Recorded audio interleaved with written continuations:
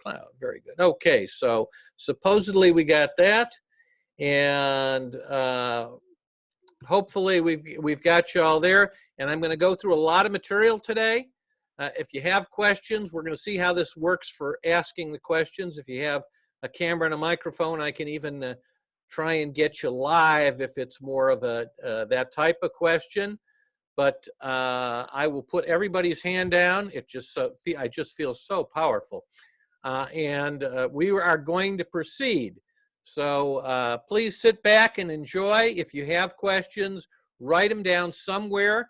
Before we get to the end, I'm going to give you a website that you can go to and download not only this presentation, but some other information that I will be sharing with you so that you'll have it all when it comes time. Let's see. Oops, I pushed the wrong button, and now I can see everybody but me. 1 second here. I got to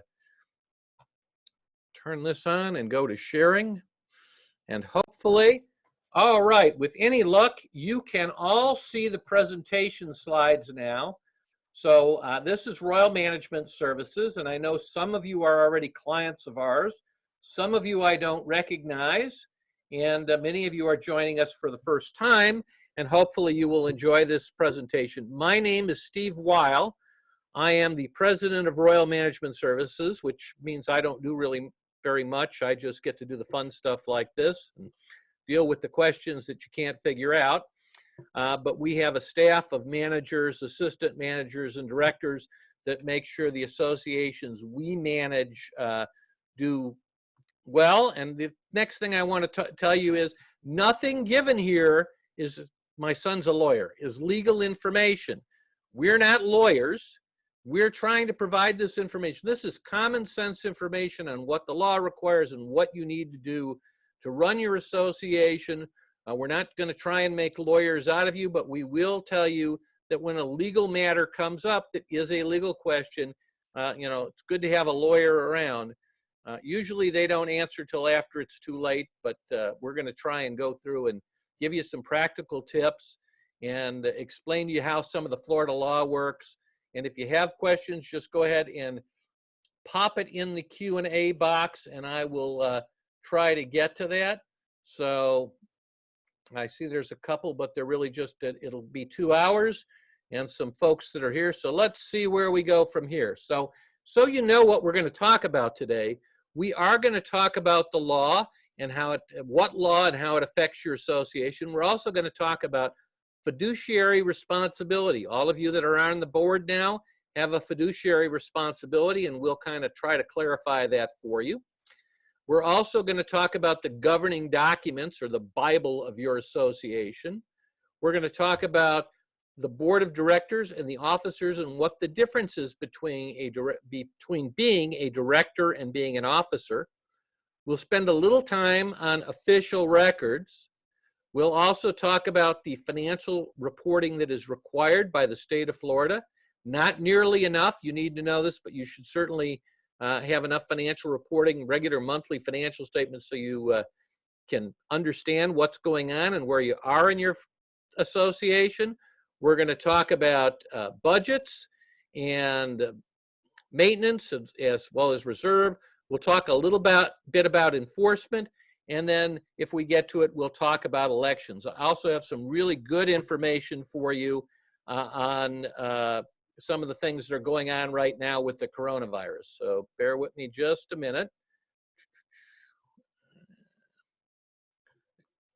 While we get all the pieces we need up. All right. Very good. So very good. All right. And we will move on from here. Okay. So if you live in a condo, let's see all the hands of the people that are in a condominium association. Just raise your hands. You did it so well the last time. Great.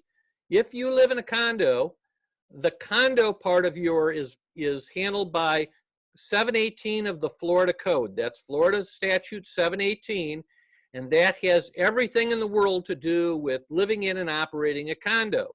Now, for those of you that don't live in a condo, how many of you live, if you'd raise your hands, in an HOA?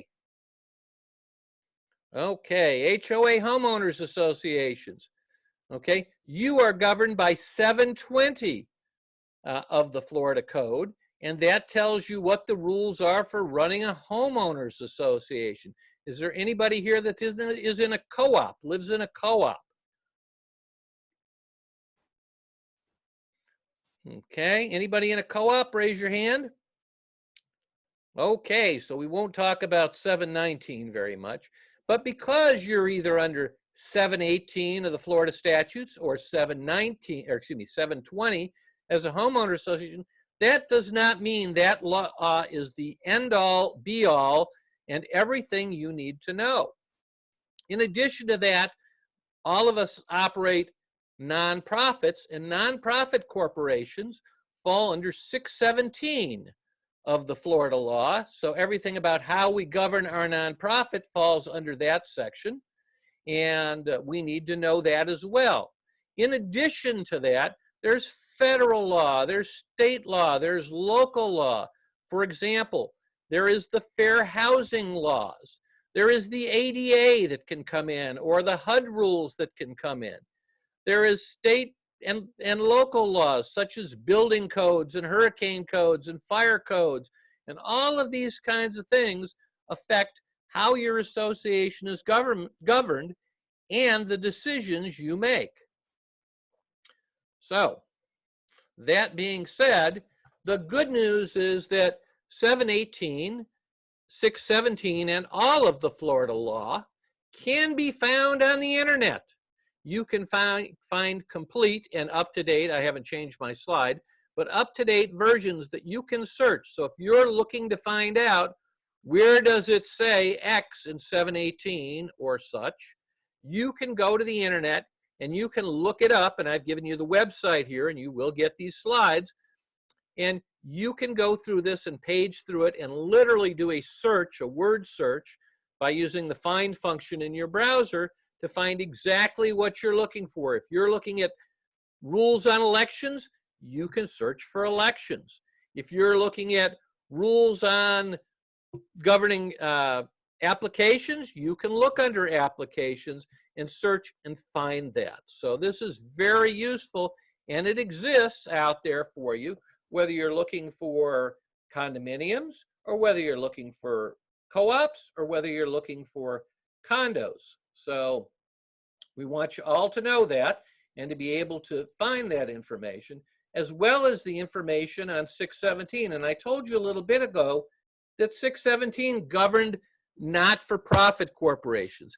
It's where we come to the fact that all associations must have a minimum of 3 directors on their board of directors, because in Florida, nonprofits have to have 3 directors at all times. They can have more than 3 directors, but you can't have less than 3 directors. Okay, 617 has a lot to do with how nonprofits are governed, and it can come into play because you are operating a co-op slash condo or HOA, but most of those, well, really all of them I've seen are operated out of nonprofit corporations. So anyway, as we go into this, an important thing is, now, when you have a legal question, it is always cheaper to ask your lawyer before instead of after. So, but I will put to you, I don't like to ask lawyers open-ended questions. Anybody out there ever asked an open-ended question to a lawyer? You don't really get an answer.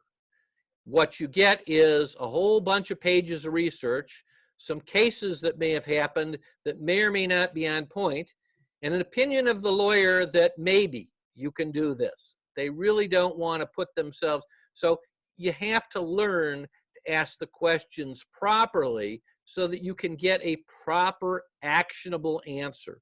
A lawyer that gives you 40 pages of research and something that says maybe at the bottom is probably not doing his best work for you. But when you do have a legal question, under Florida law, managers are not allowed to interpret the law. So we don't do that. When you ask me, what does the statute mean, or to interpret your documents, I have to be very careful about giving you an opinion as to what documents mean.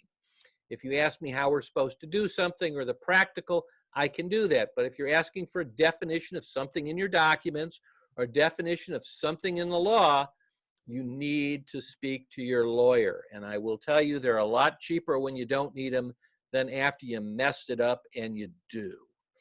Okay, so as we go in, everybody, how many of you are currently have already been elected to your board of directors and are serving on the board of directors? Great. So I have, let's see, 12 of you that are currently serving on the board of directors out of 19. That's pretty good. Okay. As a member of the board of directors, you have a fiduciary duty. You have a fiduciary duty. This is a special duty. Sometimes people think about it with money, like financial advisors, but it's more than just about money. It's about your relationship and your duty to put what you're supposed to do, the good of the association you're a director for, ahead of your own personal needs, wants, and desires. This is what a fiduciary duty is all about. Let's see.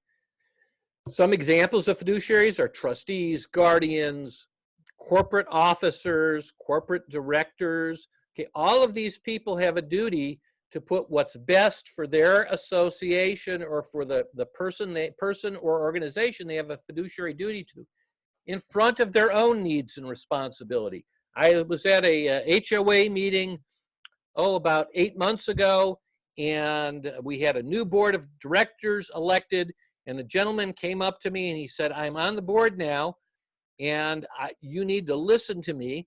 I've been telling you people, we're always you people when they don't get what they want, but I've been telling you people that I need the tree in front of my house trimmed.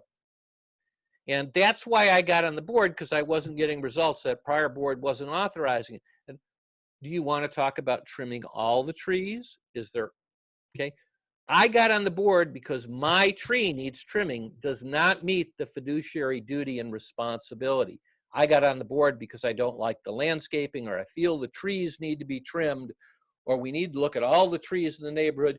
Great, but I got on the board because my tree needs special attention, does not meet your fiduciary duty. Okay, this really rolls along when y'all can't ask questions and just pop them at me, doesn't it? So who's that fiduciary duty to? Okay, is that duty to the people that elected you to the board? Is that duty to your fellow board members and directors? Is it to the owners, the people that own the units?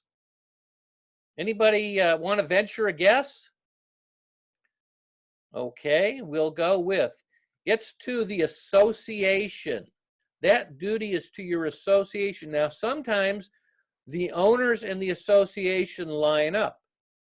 But I recently had an association that needed concrete restoration, where a group of very elderly owners who are living on a fixed income were really upset and felt that the board should not do the concrete restoration, which meant really fixing balconies that were getting ready to fall off the building, because they couldn't afford the special assessment.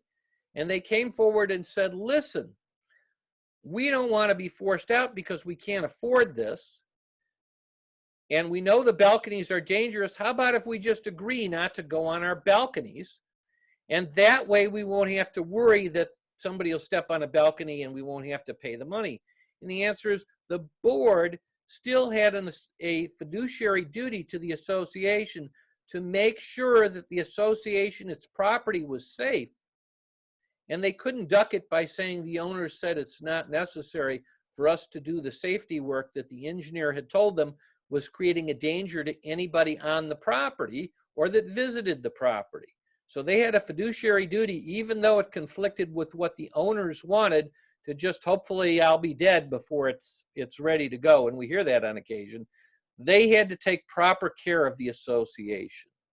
Okay, if you're interested in more on fiduciary, there's a really good article here that and as I say, you're going to get these slides, giving you a link to, and it talks a lot about a layman's look at a fiduciary duty, and your duty as a fiduciary of the association to take care of the association and put the needs of the association ahead of not only individual needs, but your own personal needs.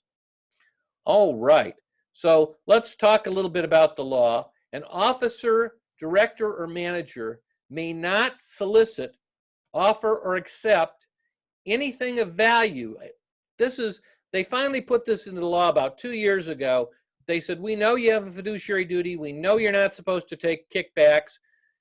And they didn't think that that was plain enough. So they've literally put this anti-kickback, anti-self-dealing provision into law. The interesting part is they made it both a civil and criminal penalty. So if you decide, gee, I'm going to hire a painter, and I had an association board member try to do this, we'll vote to approve this painter only if he rents my warehouse space so that he can store all his stuff there. Otherwise, we'll get somebody else. Well, that would be considered a kickback. You can't make him hire the board member, pay a kickback, turn over a case of alcohol, any of those kinds of things. And now, since 2017, Florida law has said these things are subject to not only civil, but also criminal penalties. So be very careful about vendors or anybody else that offers a kickback or a payment or something, and also about people that solicit them. When we work with an association, the associations hire the vendor. We don't get involved in there's no compensation to us. We're paid by the association. There's no money that comes back to us because we've always known that that was wrong. But now the state of Florida has pointed out that it's really wrong. All right. Everybody with me still? Great. So let's see here. We're going to try polling question number 1. Hey, I really like that. Hands and everything. That's great. So let's see. We're going to launch polling question number 1. Okay, let's see here. We're going to try. Okay, hopefully we got polling. Yep. Well, apparently we got all 3 at one time. Ha. Let me try this again. All right, 1 second here. Polling question. All right, apparently I have not mastered the polling questions. So we're going to let you answer the polling questions, and we will have done them. We will have done all of them, and then I'll give up. So if you can go ahead and answer the polling questions and then hit submit, that would be great, and then we will move on, deciding that we don't need any more polling questions. Okay, if you're having a problem answering them or can't get in to answer them, do me a favor and just go ahead and, nope, we got 1 answer. Come on. I need more than 1. This is how the state makes sure you're here, supposedly.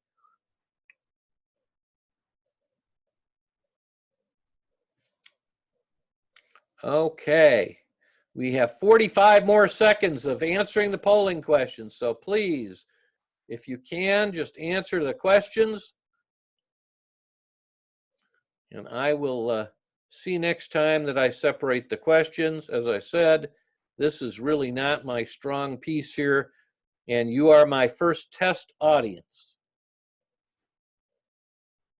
Okay. We're going to assume that everybody has answered.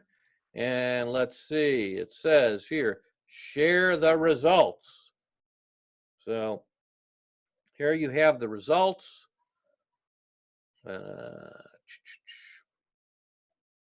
And I will look at those later, and we will, oops. And if you hit close at the bottom of the polling questions, I have to go over to my see how it really works screen. And then we can move on. If everybody's closed that out, we'll go to the next place. So let's talk about your governing documents. Okay? The governing documents, sometimes they look a little like this. Sometimes they look like somebody's photocopied them like 10,000 times. But they're really the Bible.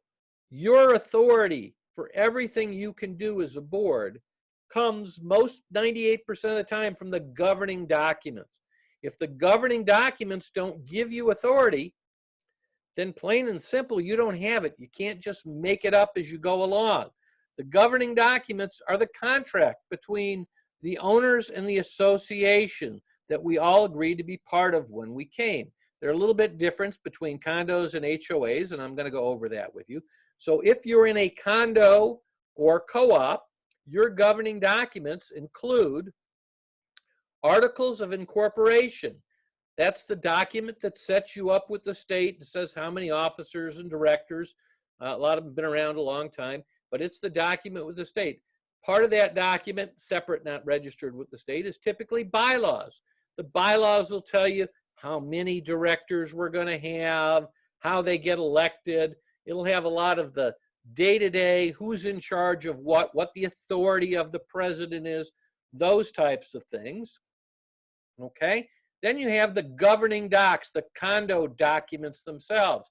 These tell you a couple of really important things. In a condo, they tell you who is responsible for what. If the pipe is in the wall or the floor and it breaks, is it the unit owner's responsibility? Is it the association's responsibility? What are the common and limited common elements? What is the boundaries that the unit owner owns? What are the payments that unit owners are responsible for making? This is where you find how the maintenance fees are figured. If it says we've got 100 units and we divide the total cost of maintenance by the 100, doesn't matter whether some units are bigger and some are smaller. If it says based on this percent for this unit, this percent for this, but that's where you're going to find this. It'll tell you who owns the doors and the windows. Is it the association? Is it the unit owner? And who's responsible for those things? These are part of the agreement you agreed to be bound by when you bought into the condo association.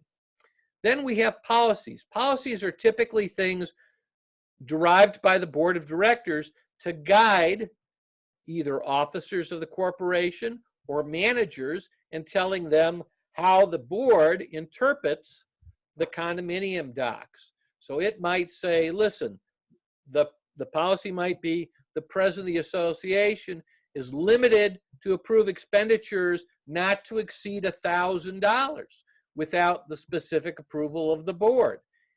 It might say how we call meetings. It might say typically a collection policy. You might be directing the management companies to have a policy that says, listen, when an owner reaches 60 days in delinquency, the board has a policy that account be automatically directed to either the collection firm or collection attorney of the association.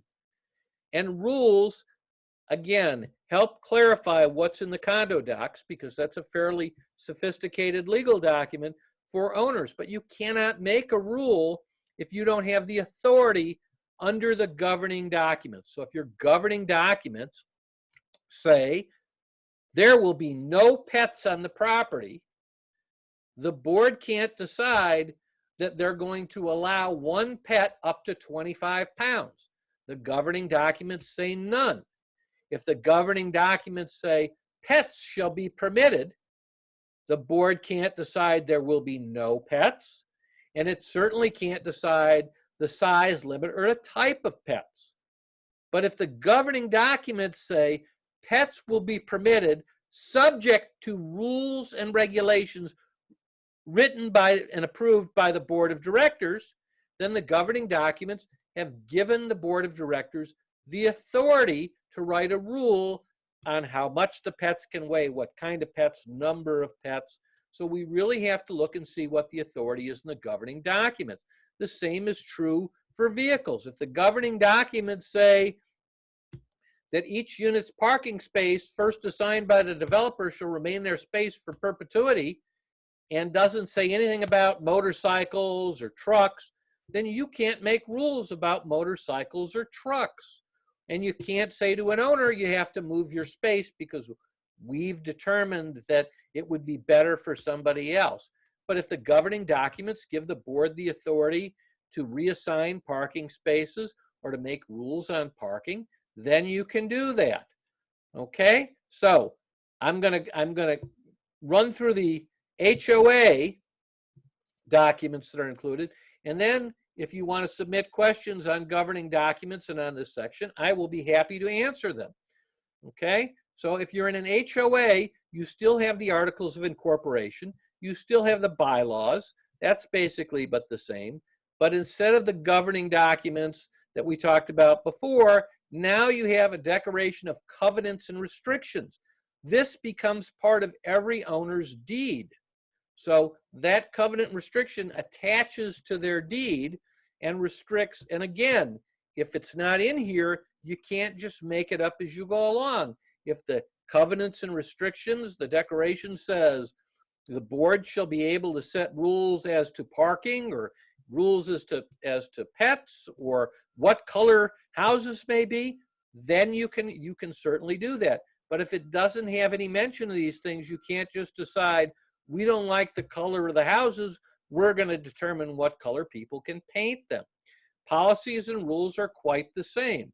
So all of that being said, can I see under the question section if anybody has any question on any of the governing document information we've talked about so far?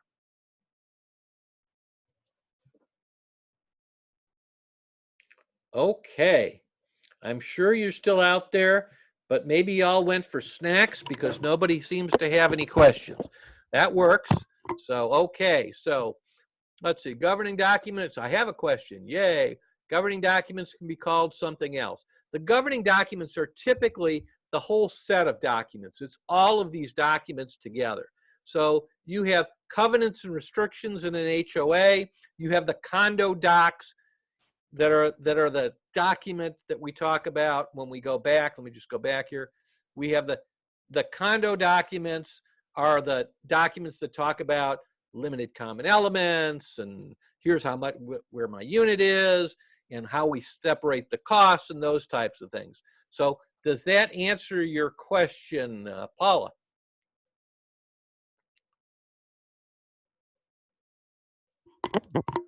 Okay. Oh, right.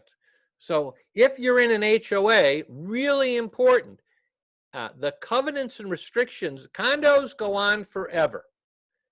HOAs, in effect, roll up and die in 30 years if they're not preserved. And what that means is those deed restrictions go away and you can't make anybody follow the rules after 30 years unless you revitalize your community, which is not a cheap or an easy process. It is fairly simple to go ahead and restate the covenants and keep them all in place where you have these covenants and restrictions before they expire. Once they expire, you got to send them all out. You got to get them voted on. Been through this. The revitalization process is not fun. This is a very important reason why in your stable you need an attorney that understands HOAs and condos, and you should know that date. That should be on the calendar somewhere. The attorney should know they've got to do it, and you should have it. When was our association set up? When do we have to do the renewal process by so that we can continue to exist and not run into this 30 years we don't have any authority or rights anymore. It's really important. It's not as easy as, oh, these documents were written on this date. I wish I could tell you it was. It's not as easy as, oh, we amended the documents, so that starts the clock running again. Okay? I know enough about this process because I've been through it to know that you need an attorney that is going to look at this and tell you when and make sure you jump through all the correct hoops before, because if you don't, it is going to be expensive. If you can get it done, which is not easy, it may mean going door to door. And it's also going to be, you lose your rights. It is not a fun process. And it also means that during that time that your association has run past the 30 years and has not done the revitalization, you don't have any real rights to collect money or to do anything or to tell anybody what to do or to enforce the rules. So this just can be a nightmare. Please, if you're in an HOA, be aware of it and make sure that you know where you are on this 30-year time frame. All right. So all of the authority comes from the governing documents, these documents, whether it's the covenants and restrictions or the condo docs, along with the bylaws and these other things that you have. That's where your authority as a board member comes from. You do not have authority over the documents, just like a lawyer or a judge doesn't have authority over the law. They have to follow the law as it's been passed and approved. Well, you have to follow what has been given you as authority under these governing documents. So, okay, so, and I kind of covered this. Now remember, when I say you can't, you know, if it says no pets, you can't let pets in. Just a reminder that service animals and ESA animals are not pets. So for all practical purposes, if I have a service animal, seeing eye dog, dog that senses my diabetes, whatever, if I have a service animal, okay, that is a member of my family and you don't have a choice. He doesn't fall under the animal regs. And if I have an emotional support animal, that also becomes a member of my family and it doesn't fall under the pets/animal regs. Be very careful, because if you discriminate against these people, it can be very expensive. And for the most part, while you, the association, have to hire and pay your lawyer, both Broward and Palm Beach County Fair Housing are more than happy to take on these cases for people that feel they've been discriminated against at no cost to them. So it can end up costing your association a lot of money if you don't understand this. And we can talk more about that if anybody's interested later. All right, so the Articles of Incorporation create the corporation with the state. They set the initial board of directors. Now, most of these associations have been around, you know, since the beginning of time about in Florida. But there are a few new ones. So they don't have the initial board anymore. And it sets up the registered agent. Who here, by a show of hands, knows what a registered agent is? Oh, come now. Somebody's got to know this. Very good. Okay. We got some. Okay. Great. Okay. So for those of you that don't, if I wanted to sue you individually, I would hire a process server and I'd send him to your house or your place of business or somewhere. And when he notified you and handed you that piece of paper that said you've been served with a lawsuit, he would write down that whether you sign it for it or not, doesn't matter to him, he would be able to witness the fact that you received it and had received notice of being sued. You cannot hand a piece of paper or find a corporation.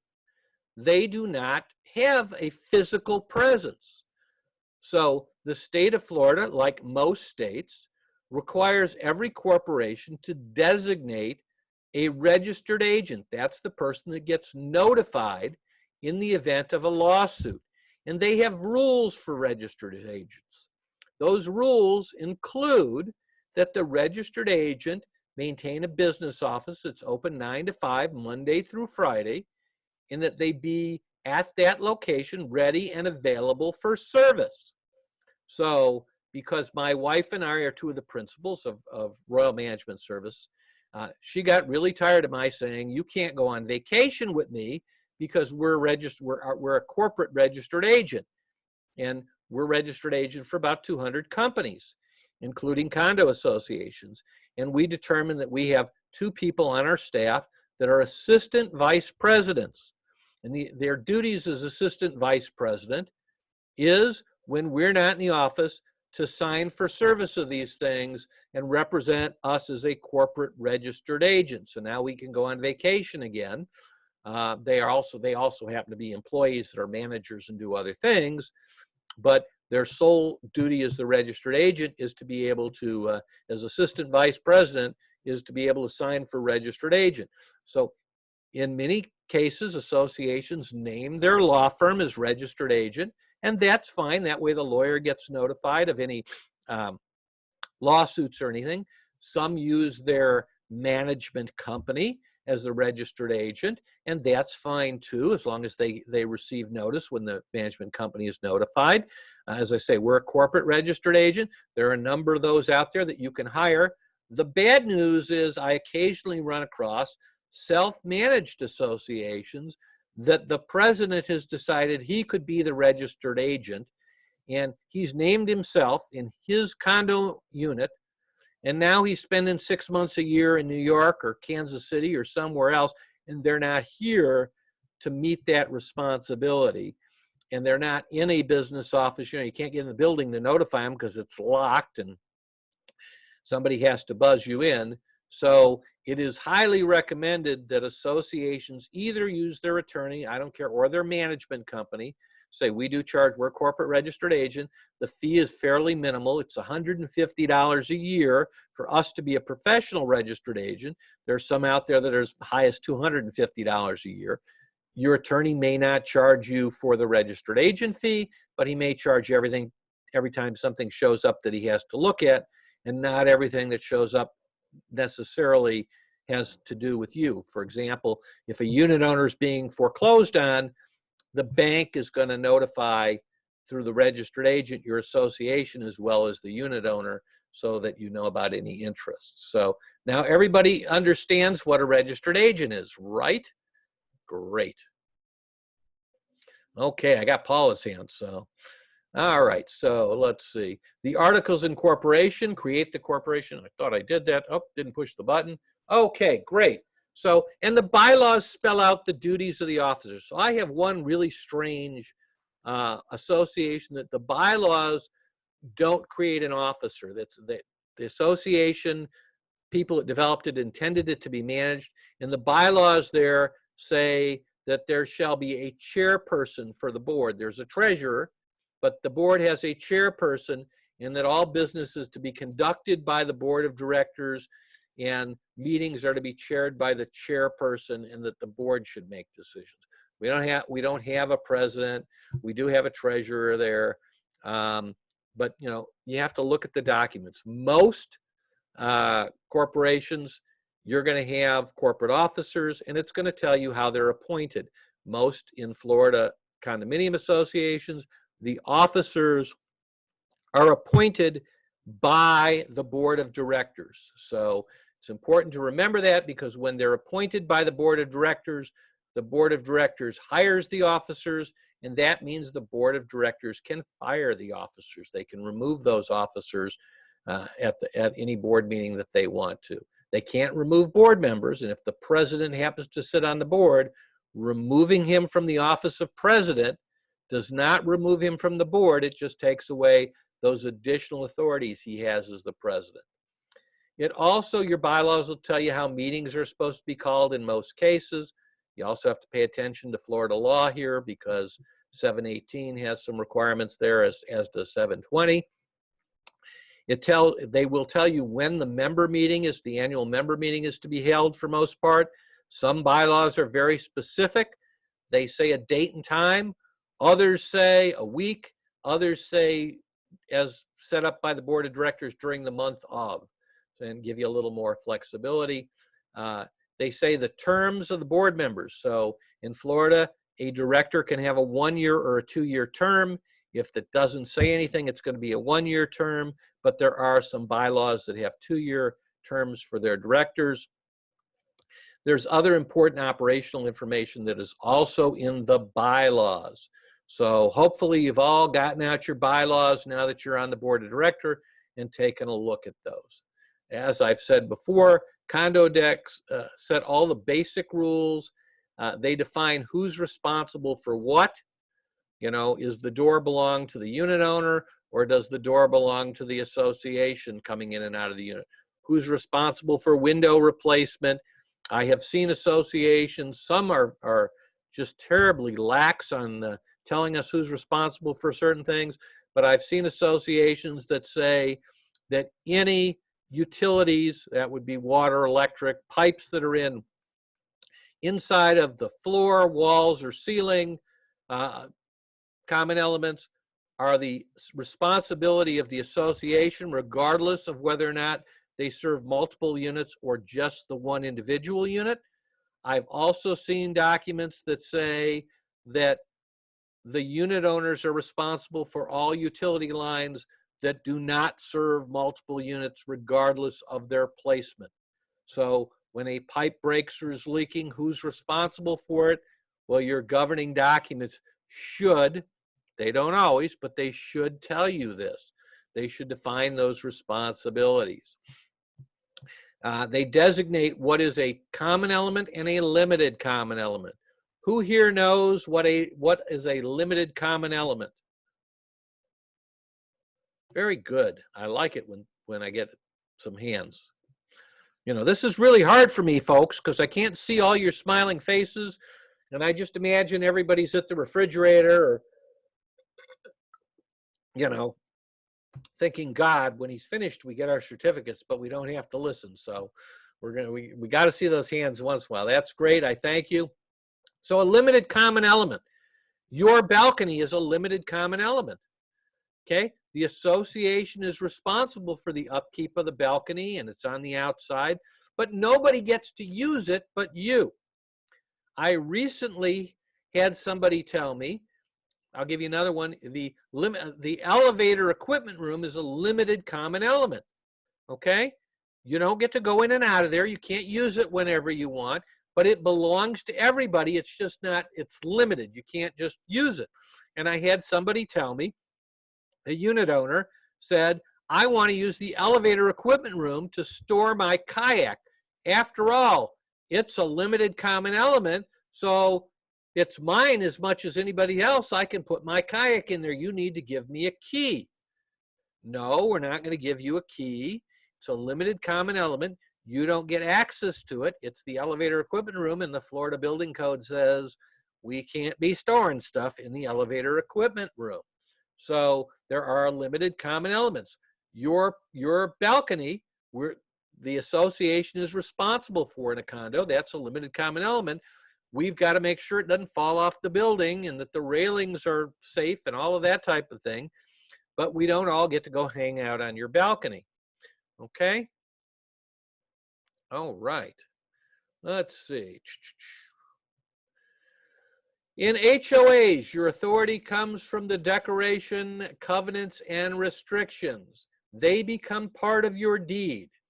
So if those covenants say you must use the approved color scheme, we got an approved color scheme, you have to use it when you paint your house.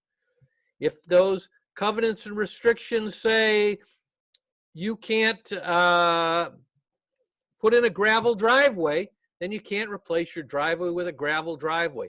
Those things tell what you can. They may say you must park your car. You know, I live in an association that says you must park your car in the garage. Apparently my association doesn't pay a lot of attention because I'm the only guy that's got room in his garage to put both his cars.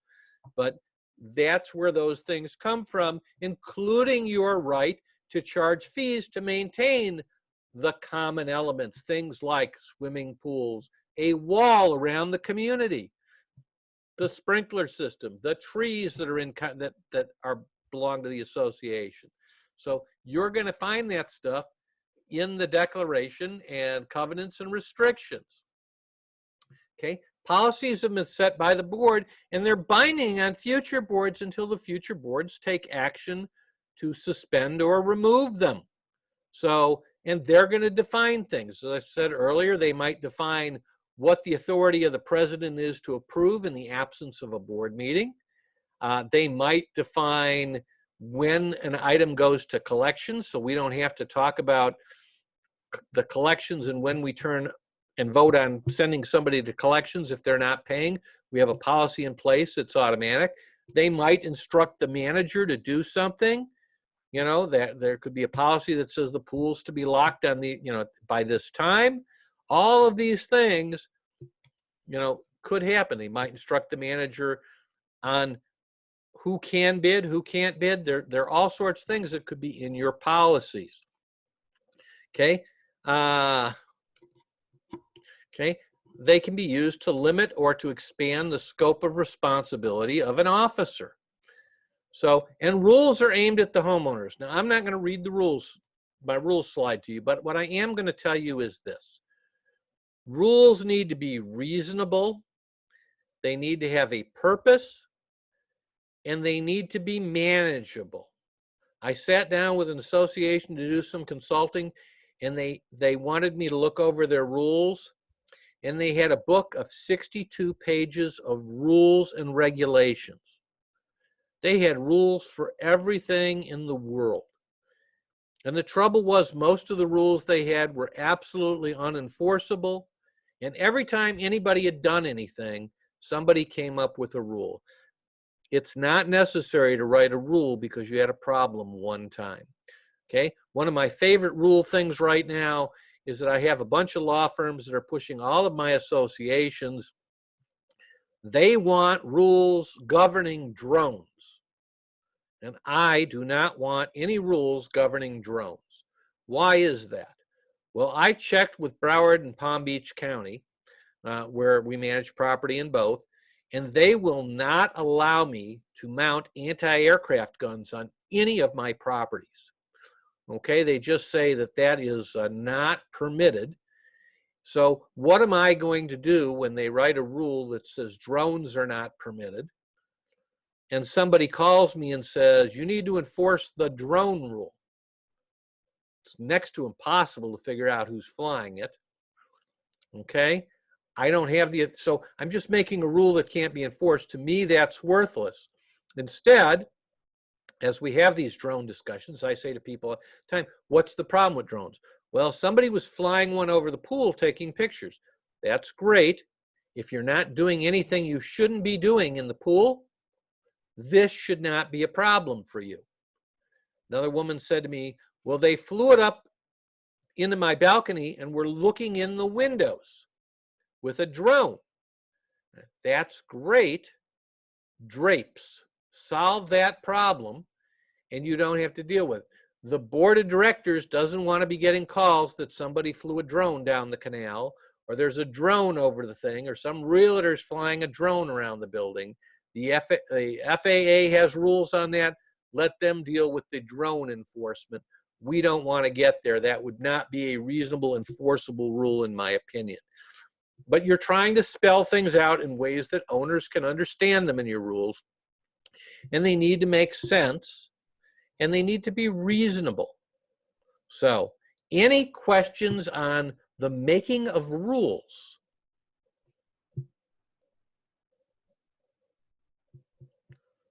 There's no questions. I'm going to start, drinking vodka instead of soda when I teach these things. Wouldn't that be more fun? Okay, so we'll move on from my rules. So welcome to the board of directors. To those of you that have just arrived on the board, I express my welcome and my condolences. We kind of have two kinds of boards in Florida. We have the boards that you get elected to because nobody else is willing to do any work, and you might just be there forever. And then we have, the contentious boards where we're fighting over. So, but, it's, for many people, it's like owning a boat. The first day is great. The last day is great. Everything in between, sometimes not so much. But you, as a board member, you need to understand some important information here. So the first one is that all directors are equal. Okay, because the board makes Joe the president, that does not mean Joe has more authority in a vote of the board of directors. Every director is equal, and their votes count equally. There's no, I'm the president, so what I say goes. There's none of that nonsense. We all vote, and you don't have to all agree. That's why we mostly like boards with odd numbers, but nothing has to be unanimous. Okay, if we're going to vote on something, all we need to do is have a majority of the quorum that's present. So, as we get there. Directors act at board meetings. So if you have a professional manager and somebody comes knocking on your door saying, you're on the board, I need my air conditioner fixed, can you let me into the roof? Or you're on the board, my pipe is broken. Or you're on the board, I think we need new chairs. That's great. You can take it under advisement. You can listen to them, but you can't make decisions on your own because as a director, you act at a board meeting. And it would be appropriate to say, great, you put your question, suggestion, or thought in writing and send it through the proper channels. If you have a manager, that's through your manager, okay? Or email it to the board if you don't, but deal with it at a board meeting.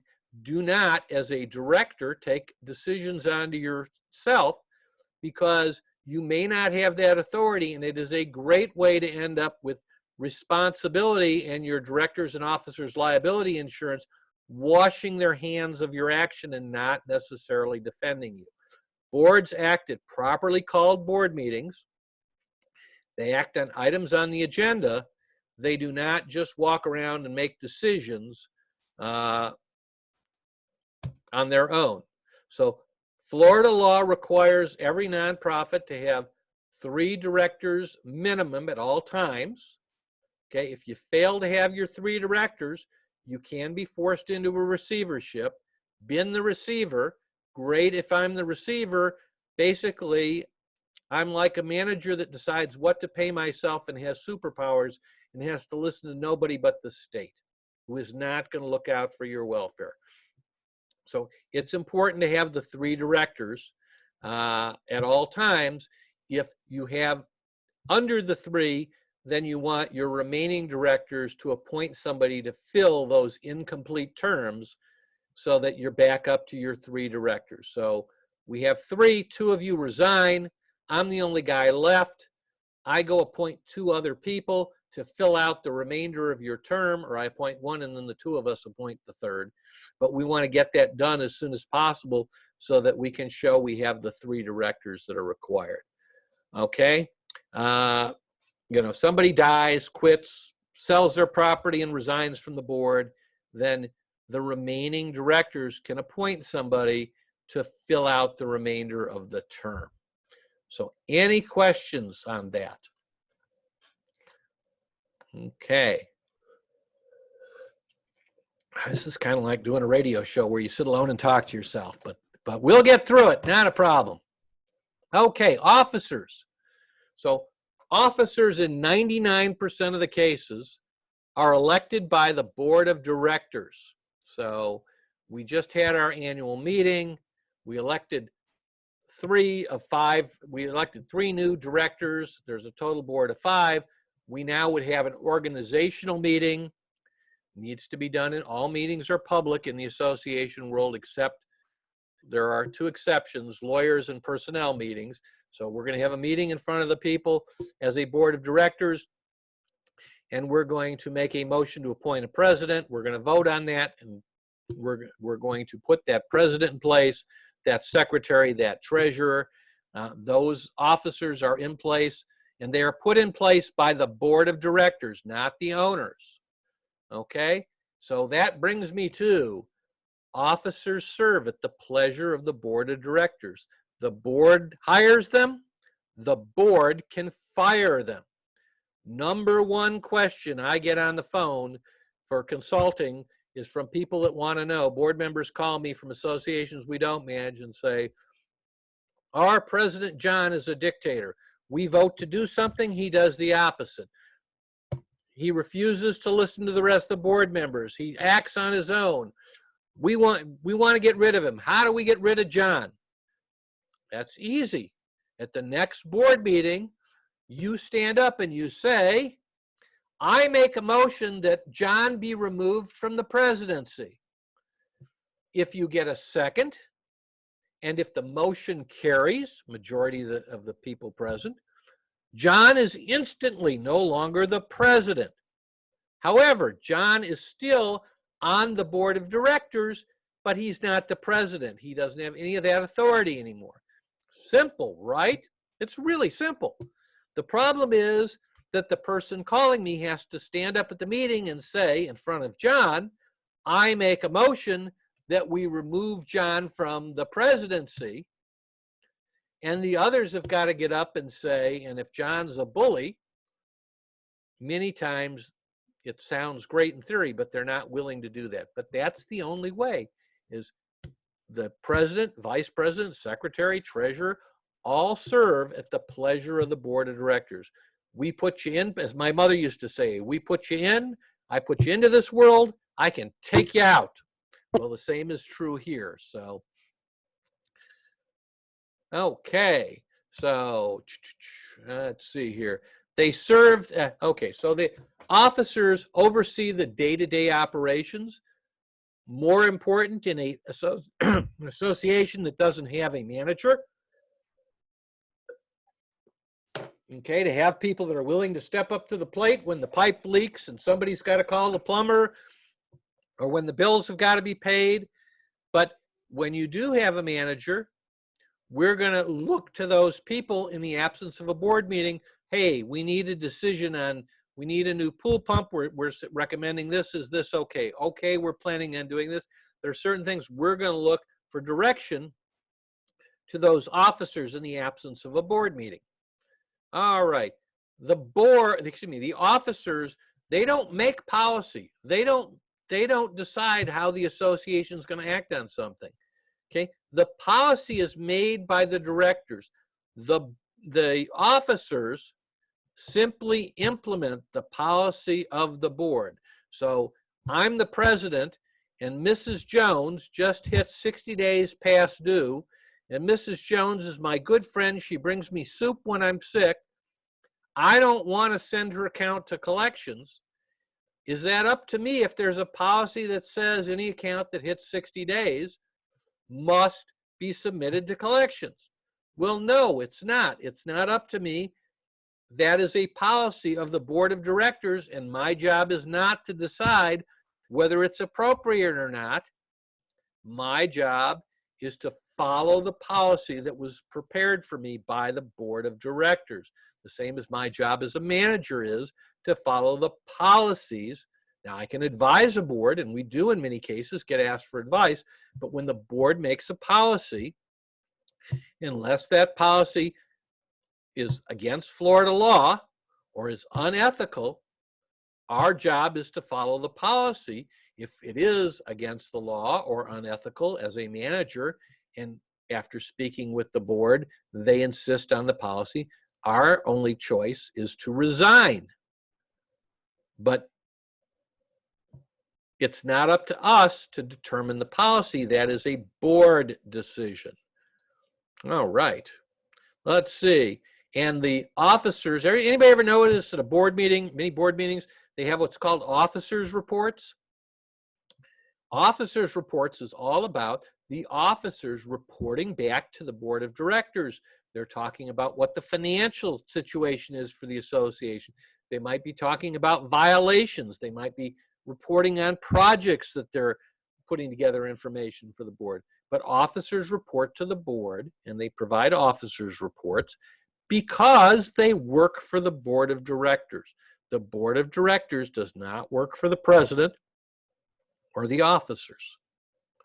All right, so basic officers required.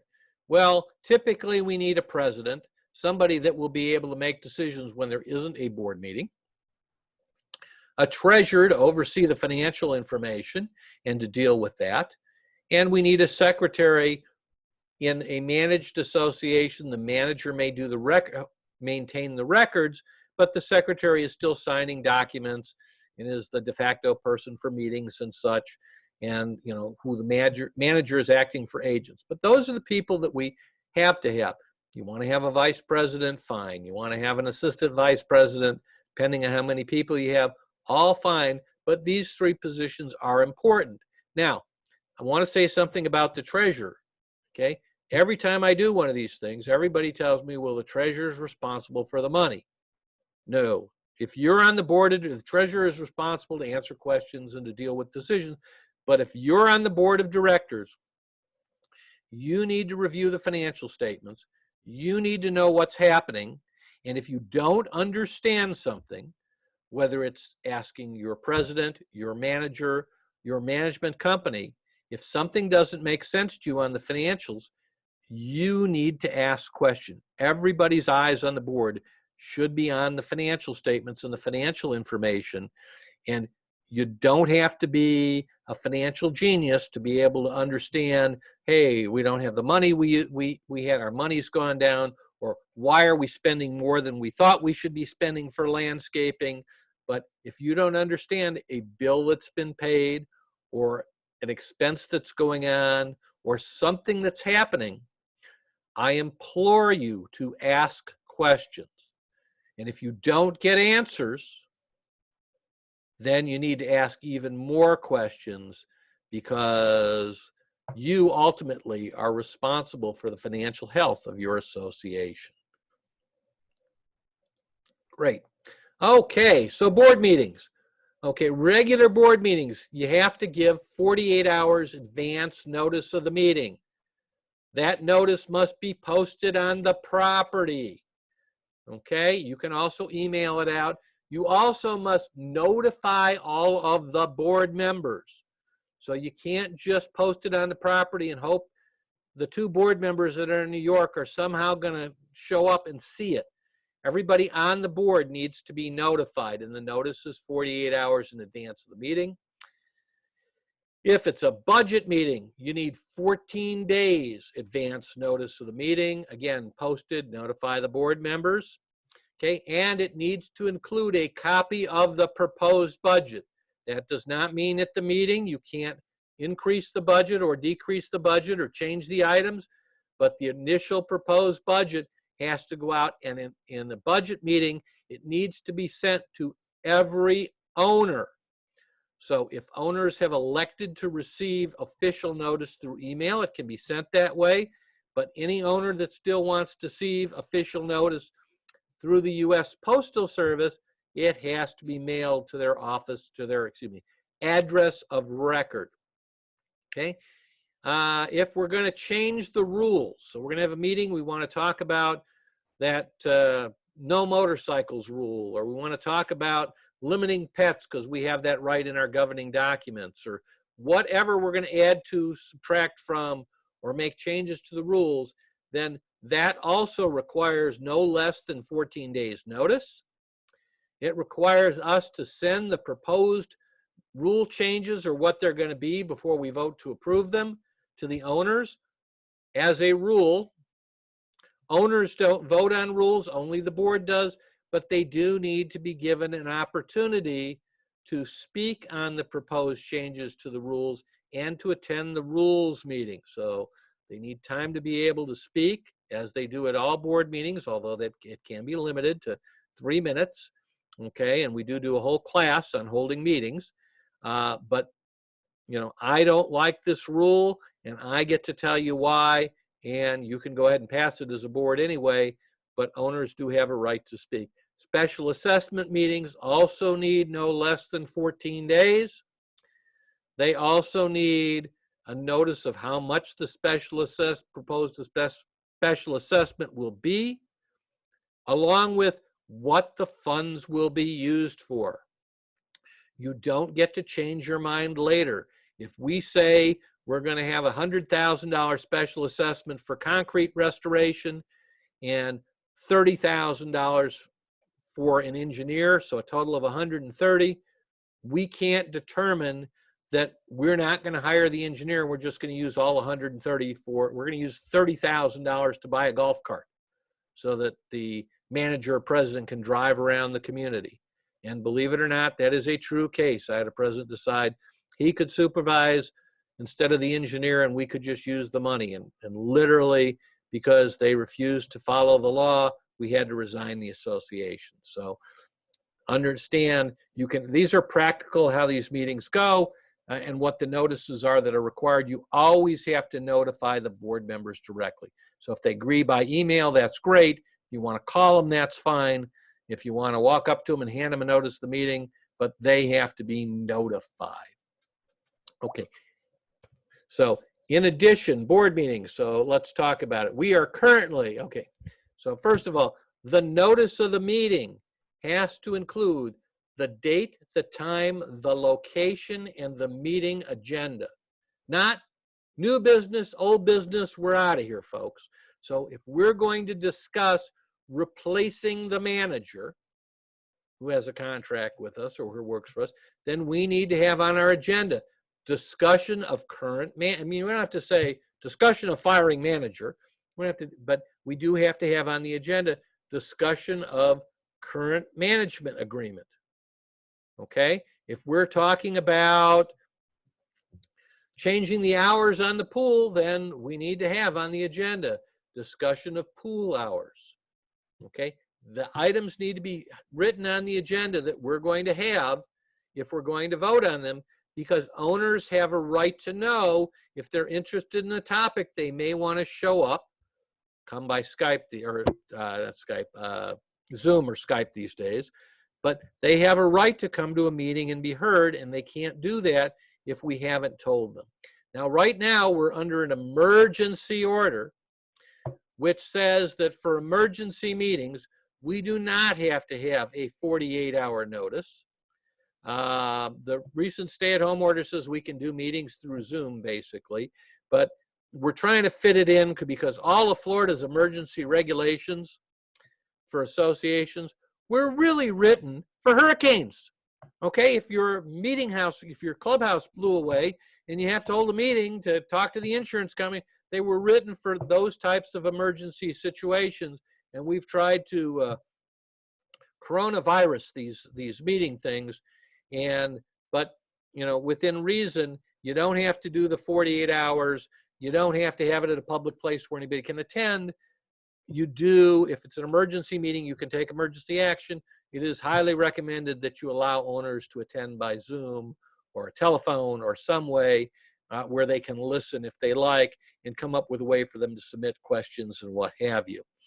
Okay, so official records of the association. Anybody know what these are other than me? Okay, so my children looked at this slide and asked what they were, so just going from there, you know.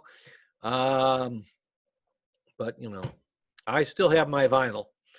Just got to find a needle. So the official records of the association, most of which are subject to owner inspection. So that means the owner can show up at either your management or your condo office. They need to give you some notice and request the right to inspect, but they should be able to see these things. This includes the stuff from the developer. If it's not so old, it's fallen apart.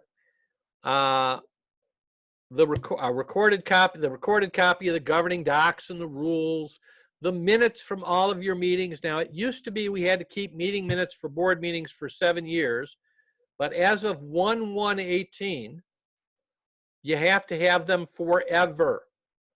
So, and the states come up with, they finally understand that we can't have them forever before 2011 when we didn't know about it. So everything going back really to 2011 before they implemented this law when it was 7 years, then everything going forward from here on out, you must keep the minutes and they must be available to owners. And if anybody's interested, we talk a little bit about minutes later. That's great. Let's see, governing, okay. All right, so in addition to that, you need to have the current roster and voting certificates. So when we get to elections, I'll talk a little more about voting, but the roster is who owns today. Now, even in the age of web portals where we put all these documents on a web portal, the rosters get out of date faster than anything because units sell. So, and in computers, it's press a button and you can, but you're entitled to get a copy of that roster that lists all of the owners. If you're an owner, you can look at the roster. It will list their address of record, which could be a mailing address where they want their stuff sent to, their official notices, or it could be an email address that they have designated, and there's a specific way to designate it with language, that instead of getting postal mail, they want email of their official notices.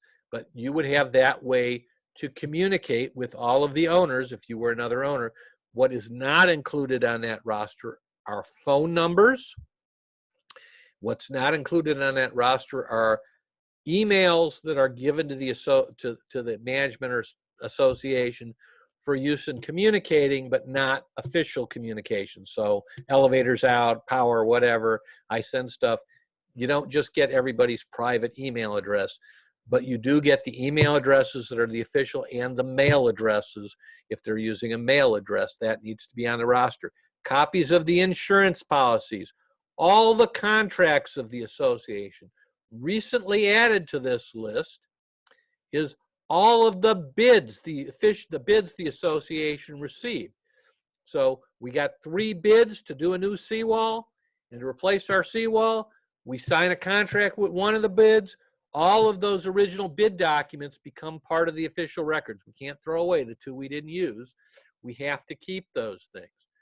Bills of sale for any association property, not a normal thing that happens, but occasionally.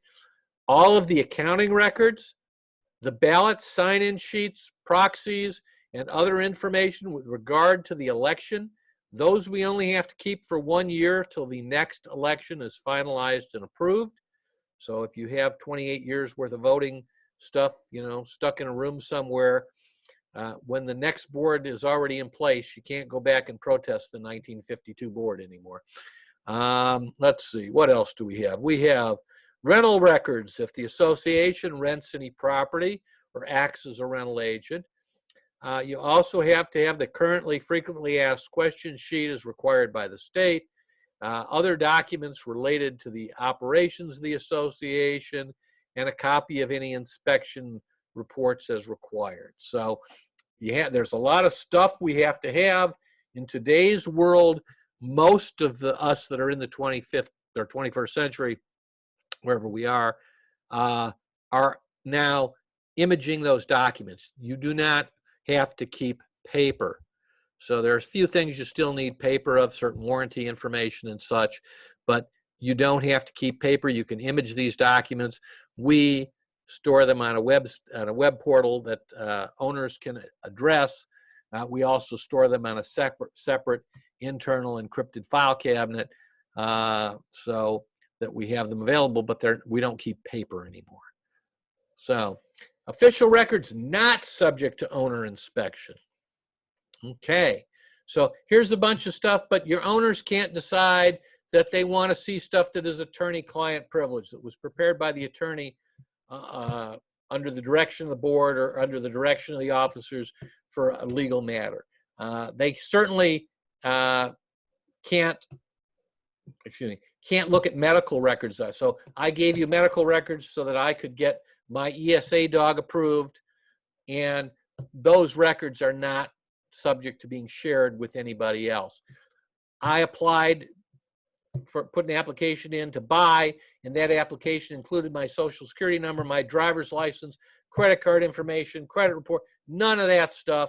That's private, personal, confidential information. It is not available to owners. Electronic security measures. So I recently had an owner that thought that they wanted to look at the security cameras, and that we have an electronic locking system, and they wanted the passwords so they could go through the systems and determine who was coming and going and when. And no, they're not entitled to those. They thought that the password and usernames were official records, and they're not. They do not have access to those. So those types of things, the same owner wanted us to provide them with a copy of our accounting software and the accounting records that way. And no, you can go and look at the accounting and the PDFs, but you don't get to go play in the software and make changes and do searches. So those are all things that are not. Records inspections. The records, if you're going to use physical records, have to be available within 45 miles of the association. Okay, and the 5 working days that we have here. Let's see if I can do this. This is now 10 days. Okay, so the 5 working days was recently changed to 10 days, but you have 10 days to produce once you've received a request. While the state, to enforce these things, requires the request be in writing and by certified mail. That is not the intent of the law. The intent of the law is to make the records easily available. It has always been our policy that somebody that wants to see the records, if they don't, ours are on computer, they don't have a computer, all they got to do is call here and make an appointment, and we'll be happy to let them sit down, look at the records all they want, anytime between 9 and 5, Monday through Friday. We're not going to make them send certified letters. But if they did not get in, the only way they could file a complaint with the state is if they had made this request by certified letter. So Florida statute says we have to make copies available at a reasonable amount. It also says that I have to let people take copy with their phone, which is fine. If you have more than 150 units, you do need to have this stuff available now online, on the web, on some kind of a secure site. So there are sites out there that charge a monthly fee to do this. There are people on condo boards that are web geniuses and know how to write website code and stuff, and I've seen that done. Not my favorite, because then they sell and you can't figure out how to work their stuff. But there are people you can rent it from. If we're your manager, we provide that for free. It's just part of it. Just keeps people from coming to the office to look at stuff. Unit owner has right to inspect. I pretty much told you this. Okay. If you deny access, you're going to, they can go to the state and file a complaint. So you can also be fined $50 per calendar day for up to 10 days, so up to $500 for failure to comply. It's a funny thing because people will send us a letter and say they want to see these records, and we call them and their voicemail is full. We email them if we've got an email number and say, just call the office and we'll be happy to schedule an appointment. Here are the hours we're available. Interestingly enough, we never hear from them, can't get through. They then go and file a complaint with the state. I've gotten to know the guy at the state pretty well. He calls and says, I don't get it. These people say that you won't share the records with them. And I usually say to the guy at the state the same thing. Here's a copy of the letter we sent telling them just to call us. We've tried their phone number. Their voicemail is full. We've emailed them. And I will give all that to the guy at the state and say, tell you what, you can make an appointment for him any day, Monday through Friday. And usually a week later, I get a call back and he says, their voicemail is full and they don't return my emails or my calls. And the cases, they're done with it. I mean, the state's very reasonable, but there are associations and management companies. I talk to association board members all the time where the managers refuse to provide records to not only owners, but even board members. The records do not belong to us as your manager. They do not belong to you as the board. The official records of the association belong to the association, and for the and that means that they're the property of the owners, and you have to follow the law. I don't know why people make it so difficult. It's not that hard to make records available. Anyway, I told you a little bit about the website requirement. Hopefully, if you're over 150 units, you have one. But certainly if you don't, I will tell you that we provide a website regardless if they're 20 units or 500 units. We don't care, because rather than people coming in here to look at stuff, it means that they do it online. So, you know, and we learned long ago that they didn't dress any better here than they did in their bedroom when they're looking at stuff online. So you really don't want them traipsing in and out to look at records. If you can make it easily available, they can easily download them. You know, they are what they are. All right. So, financial reporting. And I'm doing all right on time. So, do we have any questions on anything we've covered so far? Is anybody still awake?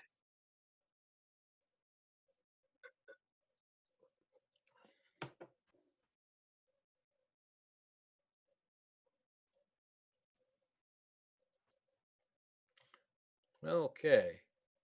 Let's see here.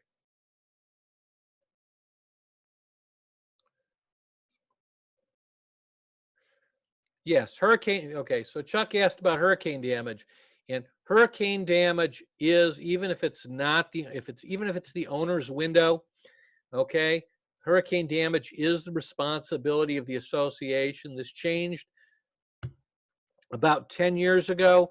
And the same, by the way, there are air conditioners on the roof.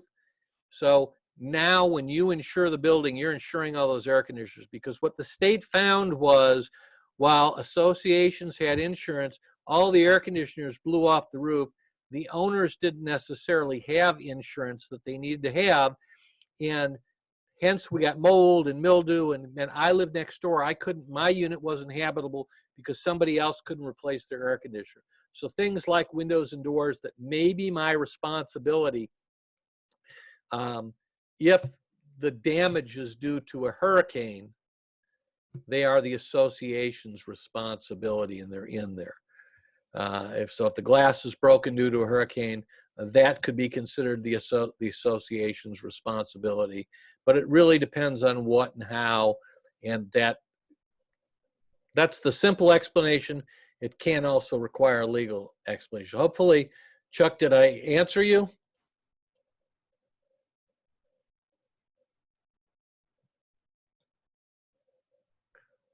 Okay.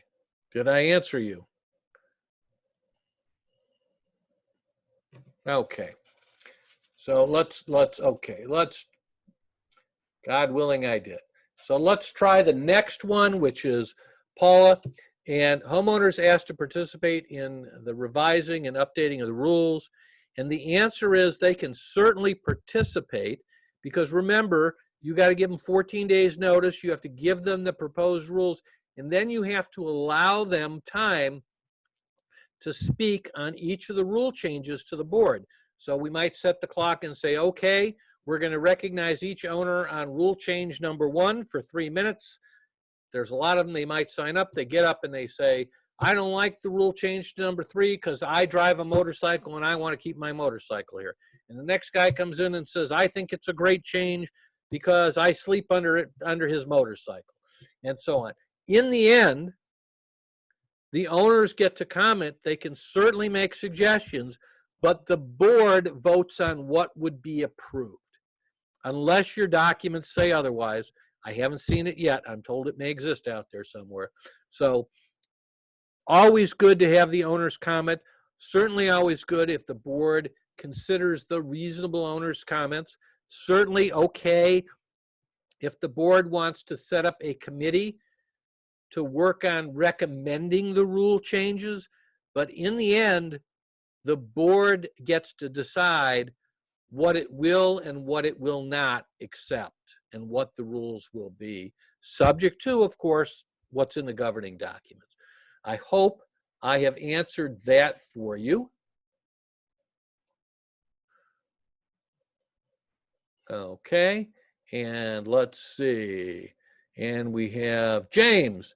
Can a new buyer get to see last year's minutes? A new buyer can see the minutes, yes. Why would you hide something? And certainly if I were buying in your community, I'd want to see the minutes. You know, that tells me how the community is run. I'd also want to look at reserves and other things. I am amazed sometimes what buyers don't bother to look at. But certainly a new buyer can request the prior year's minutes. They could certainly say to the seller, listen, you want this to go, I'm going to require you to provide these to me, and you've got to give them copies. So, you know, rather than make them go to the seller who's going to come to me and it's going to get messed up, I'm probably going to provide them direct. Okay, hopefully we answered James's question. And Paula says, what's the difference between the board of directors and the officers? So we go back. The board of directors is elected and put in place by the owners. The officers work for the board of directors. They may be the same people or some of the same people, and are put in place by the board of directors, not the owners. The board of directors. So officers would be president, treasurer, secretary, a vice president if you had one. Now, those people may also be directors, and they generally are, but they're wearing a different hat. When I, as the president, make a decision outside of a board meeting, I'm making it as the executive for the corporation under my authority as president. I'm not making it as a director. if I'm not the president, I'm just a director at large, or I'm the secretary, then I probably don't have any authority to make decisions other than what stuff I'm going to sign outside of a board meeting. Okay? All right. Let's see. And we're going to move on. So, financial reporting. Okay. So, let's see here. Okay. Within 90 days of the end of the year, by the way, this has been suspended by the emergency order right now. The times here are, we're in kind of a suspension period for last year because of COVID-19. Within 90 days of the end of the association's fiscal year, you have to prepare, or at least start preparing, financial statements, a detailed report of the prior year's activity. Okay, 21 days after they're completed, but no later than 120 days after the end of the year, you have to provide these financial statements, make them available to owners. Okay, they can be sent to the owners by mail, they can be hand delivered, they can be emailed, or you can also just notify the owners that they're available. You know, used to mail them out, killed lots of trees, sending out lots of paper, wasted money on postage. We now email out and mail out a postcard that says financial statements are available. If you contact our office, we will be happy to email you a copy. We will be happy to mail you a copy. Just tell us what, you know, where you want it to go, or we'll be happy to print a copy and have it available for you to pick up. 5% of the people do, the rest just ignore it, but you do have to make them available, and they also have to be available for buyers. So I've kind of covered the postcard thing, okay? They must be mailed or delivered within 5 days of a request. So I'm buying a unit in your association, I'm buying from another unit owner, I want a copy of the financial statements, you need to make them available to me for the year. Okay, why would I want that? Well, if the association doesn't have any reserves, that might be important to me because, you know, it's a 30-year-old roof and they don't have any money to replace it. I'm going to buy and have to be assessed for the roof. If the association doesn't have any working capital, maybe that means there's going to be a special assessment down the road. Do I really want to buy into an association that is not financially responsible? Probably not. But then again, I'm an accountant, so I look at those things. Amazingly, many times people don't. And then they say to me, well, I didn't know this before I bought. Did you ask for the financials? So financial statements are part of the official records that must be maintained. So we should have them going back to the beginning of time, okay? And they have to be available. The current ones have to be available to a purchaser at a reasonable cost. So I got a 10-page financial and I charge $10 a page or whatever, you know, or not $10 a page, $10 $1 a page to get copies. Okay, so, you know, you can also download them from the web portal for free if you're an owner. Okay, copies must be provided to a purchaser upon request. The expense is responsibility of the seller, not the association. So most of the time, realtors are asking for these. They're paying the $10 because they don't want to go to their seller and have to get the money or tell the seller to get it, and then they won't. But, you know, theoretically, the seller should come to us and say, I want a copy, I'm going to sell my unit, and then they should make copies for their buyers. Okay, so annually the association is required to prepare reports set forth, and it depends on what your budget is, what your report is prepared to do. Okay, financial statement reporting is based on the amount of revenue. So if you have an association that the total annual revenue is less than $150,000, these statements can be cash basis. They don't have to be anything fancy. Now, cash basis is a really bad, and cash receipts is a really bad plan. It doesn't really show anybody what's going on. But if you're a small association, you could get away with that. However, if your revenue is greater than $150,000 and less than $300,000, you need compiled financial statements. In other words, an accrual-based statement, income, expenses, balance sheet, accounts receivable, accounts payable. The standard financial statement we put out every month is a compiled type statement. It has all that stuff in it, okay? And there's no, you don't have to hire a CPA to do it. Any accounting firm can put out compiled statements. On the other hand, if your association has $300,000 and more, but less than $500,000, you need to hire a CPA firm to put out a reviewed financial statement.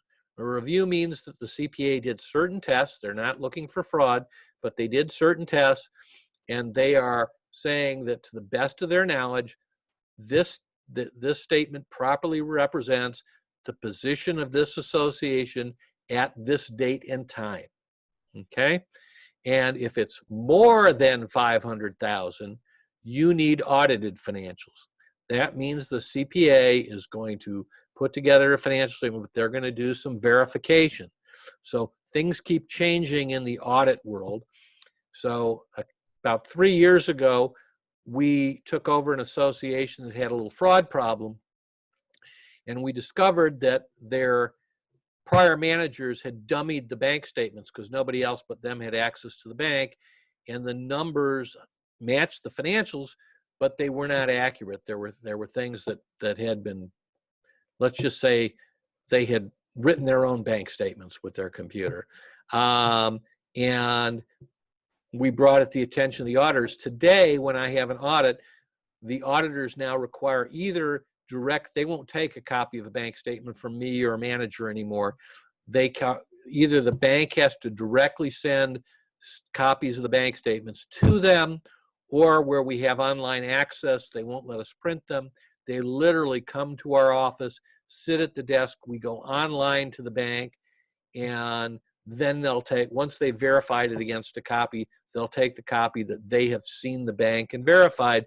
They're making sure that the bank account exists and the money that's represented exists in it, but they're auditing it. Again, this doesn't mean they're going to find fraud. It does mean when they tell you there's $400,000 in the reserve account or that there's delinquency, they have verified the information they've been given. They did not go out and make sure that the contractor that was doing the lawn really did 28 cuts during the year. Okay, they looked at they verified the statements, but they're not going to go out and make sure, oh, he's cutting the grass every time, or there were really 14 employees, or whatever it is. But it is a verification process. I, as a manager, love audited statements. If I were on a board of directors, you can always you can always ask for more than was required. So even though we're only required to do compiled or reviewed, we can spend the extra money and get an audited statement. And as a board member, I would want the audited statement. Why? Because, you know, people in associations tend to point fingers even when it's not true. And when somebody said, oh, this is all baloney and this isn't right, I would say, we hired ABC independent auditor. This is their statement. You're welcome to call them. But, you know, it's not me, the manager, saying that these year-end statements represent, and it's not the board of directors saying it. They have been examined by an independent auditor. So, you know, you're full of caca if you're pointing fingers and saying they're not right. So certainly it is always a choice. Certain boards, when they take over associations, you know, we'll recommend, you think that everything's a mess, let's get an audited statement so you can say, that was the other people, we started from here. Yeah, you're right, they didn't put the money they were supposed to in the reserves, but that wasn't us, we're doing it right going forward. That's how we got this mess. You know, it certainly does, you know, kind of give you a hard line in the sand, as they say. So what's included in the revenue, so that whether you have to come up with an audited statement or not? Okay, all of your regular and special assessments, any interest income, late fees. Now here's the biggie, insurance proceeds. So I'm going to tell you that I've had this argument more than once. A few years ago, after one of the hurricanes, we had an association whose total budget was normally about $158,000, but they had roof damage to the tune of $250,000. And they had other damage, and between the insurance money and damages, they collected a total of $480,000. Well, they needed a reviewed statement. And they said, we don't need review. We've never done that. Well, that's our insurance money. That belonged to us. We paid for that. The state says insurance proceeds count in this revenue. So if you received insurance proceeds, you're going to need to do it. I had an association that got $500,000 in insurance proceeds. They had to do this. A couple years, last year, we had an association that had bought a foreclosure unit, and they sold the foreclosure unit that the association owned, and they sold it for $600,000. Now, when they owned it, they had a $500,000 mortgage. So they only made $100,000 on it, which isn't too bad.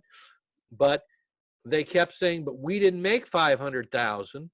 Well, yeah, you sold it for $600,000, okay, or whatever it was. And it's the gross selling price. So they had to do an audit, something they weren't used to doing. All right. Any fees, fines, collection. If you put the money in your bank account, it pretty much counts. Any questions on this? Okay, so I have a question from James. It's the state law says we must provide buyers with what's called a Q&A. The questions are provided by the state. So theoretically, you take this question list the state has, that the state has said, I cannot fill out for you, because if I fill it out, these are questions about your governing documents and other things. I would be practicing law, and you shouldn't fill it out. So for the most part, you go to your lawyer once a year, because you only fill this thing out once, then give the same thing away, okay, at the beginning of each year, and your lawyer fills this questionnaire out, and he charges you $250 for his hour. And about 90% of the questions, your lawyer will answer this way. See the governing documents, okay? It'll say, are there deed restrictions? See the governing documents. They won't say yes or no, but you do that. The questions are silly. The answers are mostly meaningless, but the law requires you to provide this thing. And as I say, typically your lawyer fills it out. It'll have some answerable questions, whether there's any lawsuits against the association, those kind of things. But a lot of it is technical about what's in the governing documents. And most of the lawyers I deal with, when they fill this thing out, they don't want to be tied down that they said, no, it doesn't have a recreation club, even though it doesn't, or yes. And while they may give a partial answer, they will always say, as stated, as stated in the governing documents, or see the governing documents, or whatever. So, if you ask a lawyer if it's day or night, they'll probably say, well, it depends. So, and they do these questions, but you are required to have them. You're required to fill them. But once they've been filled out for the year, all we're doing is sending copies on to people. Hopefully that answers James's question, and we can move on. Okay, so as I've already told you, not going to spend a lot of time, but if you're required to have a compiled statement, the board can determine that they want an audited statement or a reviewed statement. You can always get something that is more substantial, okay? You can also go the other way and get something less substantial, but you can only typically do that 2 of 3 years. And you must vote, you have to have this vote to not get an audited financial, only to get a reviewed statement before the end of the year. You can't do it after. So I would never do that. I would recommend against doing it, but it is possible. And I'm going to give you all the waiver requirements. And as I say, you're going to get this information. Let's see here. All right. So the law also changed 2 years ago. It might be 3 now. And associations may no longer have debit cards. The association can't provide a debit card to its employees, its officers, its directors, or its managers. Now, I was big in favor of this because I've seen more fraud through debit cards than almost anything else. So I was thrilled when they did this. We really hoped that they would say associations can't have debit cards or credit cards, because both allow an association employee or one director to make financial decisions for an association without anybody else knowing. And while you may say you weren't authorized to do that, the association is still on the hook. But your association should not have a debit card on the association's account. It really shouldn't have credit cards, and they shouldn't have petty cash. If somebody expends money, they turn in the receipt. We then reimburse them. And if it's a director or an officer that gets reimbursed, our advice is make sure that you do not sign a check made out to you. So had a guy recently, a president, go out and buy a new pool clock. It was all of $32 to hang out by the pool. He gave us the receipt. He put in a reimbursement request. We cut a check, and we told him, he normally signs the check, make sure the secretary and the treasurer sign this. Please do not sign this check.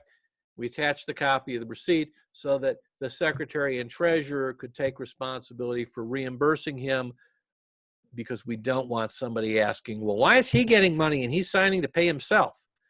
Okay, it's just easier to avoid problems than to live with them ongoing, because you know somebody will create a problem. Let's see, Jessica, are associations required to have outside accounting, audit, financials? I just went over that. The answer is no, they're not required to have outside accounting. Depending on their revenue, they may be required to have audited financials, reviewed financials, or not. Okay. However, they can always get an audit if they want, even if they're not required. So hopefully I've answered that, Jessica. If you have other questions about that, let me know. All right. We said no debit cards. All right. So just as a point of fact, on our website right now, I have been writing regularly coronavirus updates. There's more on there than this now as we've come across them, because there's a lot of stuff going on. It may be a place as a board member you want to go, including it'll link you to the emergency orders. Everybody tried to open their pools recently. We started out with some ridiculous stuff from the county telling us what we had to do. They then backed down, and we also had to get pool companies involved. And it's not as simple as going, oh, you can go back out. Because if you've got pool furniture in your small association, you can't just rely on the owners to wipe the stuff down between every use. So maybe you have to remove your pool furniture, but there's a whole lot of stuff. And we have those emergency orders out there, and what's going on. And I highly recommend that if you're looking for a resource that puts stuff together, that you go to our website, share it with your friends, your relatives, your enemies. We're not really particular, but there's a lot of stuff there that we directly drill down on. As I say, there was the emergency order for pools. We've pretty much gone through and done that and gone through, but I have owners calling me and saying, we want to go out to the pool. We want to go out to the pool. Well, if I were on your board of directors and I could, and there's furniture that needs to be, this state says we have to wipe down, you're supposed to be wiping down the railings and the bathrooms between every use and limit the number of people, I would be thinking to myself, opening the pool creates liability exposure at this point for the association and for us as directors. Leaving the pool closed because there's a few people that want to use it might be the way to go until we get more information and this shakes out, because do we really need the liability? We really can't afford, I can't hire somebody for most of my small, so I've got 40 units, there's 10 people at the building, and if I'm going to have the pool open 8 hours a day, Broward County wants me to have an employee / attendant on the pool that's going to wipe stuff down every time somebody gets up. Is that realistic? Probably not. Okay, so because you can does not mean you have to or you should. Because you can, subject to these rules, open the pool doesn't necessarily mean we should. The same with the weight room. Are we going to hire somebody to go in and wipe the equipment every time somebody leaves? And all these people that complain to me about, I want to be able to use the weight room or whatever it is, what do you think the chances are that one of them, if they get sick, is going to blame the association and file a lawsuit? Or if there's a renter that's going to file a lawsuit? All right, I got a lot of hands here. Don't know why your hands are up, but always good to see hands. Okay, if there are questions, put them in the box. We'll do that. I'm going to lower all your hands. Oops, and I got a hand again. Okay, so anyway, during this emergency time and other times, we may have to change this a little at other times, but you can certainly conduct board meetings through Zoom or Skype or teleconference. Board member, the Florida law says a board meeting, the board members have to be able to hear, you don't have to be able to see, but they have to be able to hear each other, including the ones on the phone. The people in attendance need to be able to hear what's said by any board members on the phone, and the board members need to be able to hear what's in attendance. And Zoom works for that, although we don't let everybody in attendance talk unless they're recognized. We have a way of doing that in a webinar like this where you recognize and not recognize somebody. And right now in the emergency situation, this certainly works, but and for ours is owners can communicate, they can use the Q&A, they can email their questions in advance and we'll provide them to the board. But if you're trying to do social distancing, this works. And certainly if two of your directors are in New York, one's in Canada, and one is here, when we move on from coronavirus, we'll probably have to have a place that owners that don't have a computer or a phone or want to come and be able to be heard, we have a meeting room we use here, and I can set that up where if somebody is sitting in that meeting room, they can participate in the meeting. And we've already done the equipment to do that, although can't let them all in because we're all social distancing, passing stuff through the mail slot. Okay. All right. So if you're interested, we also have been doing a weekly coronavirus update. This has gone to all of the owners that we have email addresses on. So trying to keep them up to date. I will tell you, I hate updates, A, because I write most of them, and B, because there's always somebody that objects to what I said or how I said it, but it is what it is. And we recently found out, like today, that the emergency powers for Broward have been extended till July 7th. So for board meetings and others, the emergency powers, I'm hoping they're not going to keep people locked away. I'd kill for a restaurant where they brought me the food and I didn't have to clean up dishes or the house afterward. All right, so budgets. And we're going to try and get through this fairly rapidly. Okay, so you are required to construct a budget every year. Your right to collect the maintenance fees comes from your having an approved budget.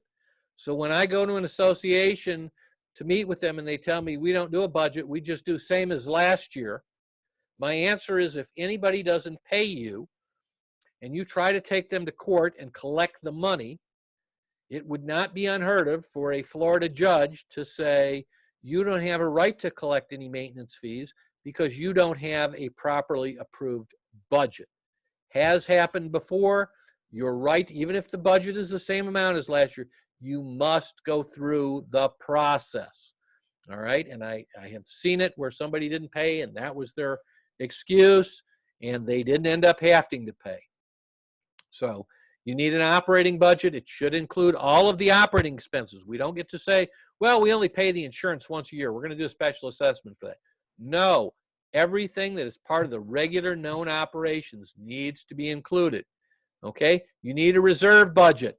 At minimum, your reserve budget must include roof replacement, painting, and paving replacement. You can include more, certainly a good idea. In my buildings that have elevators have a useful life of between 25 and 30 years, depending on when they were put in. And we are putting in elevator replacement into the reserve so that when the time comes, they have the money. If you have, if you own the windows, you might want to think about that. You certainly don't need to put in the canvas awning out front or the cameras that are, $400 each that you replace one time. But I look at reserve items that I want to add as being major items that are required for occupancy. The floor tile wears out and looks rotten.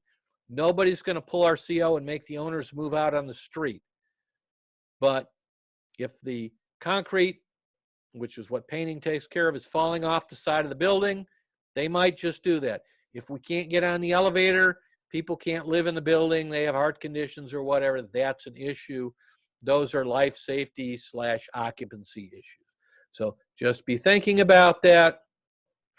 Reserves for condo and co-ops cannot be waived by the board. They can only be waived by the owners.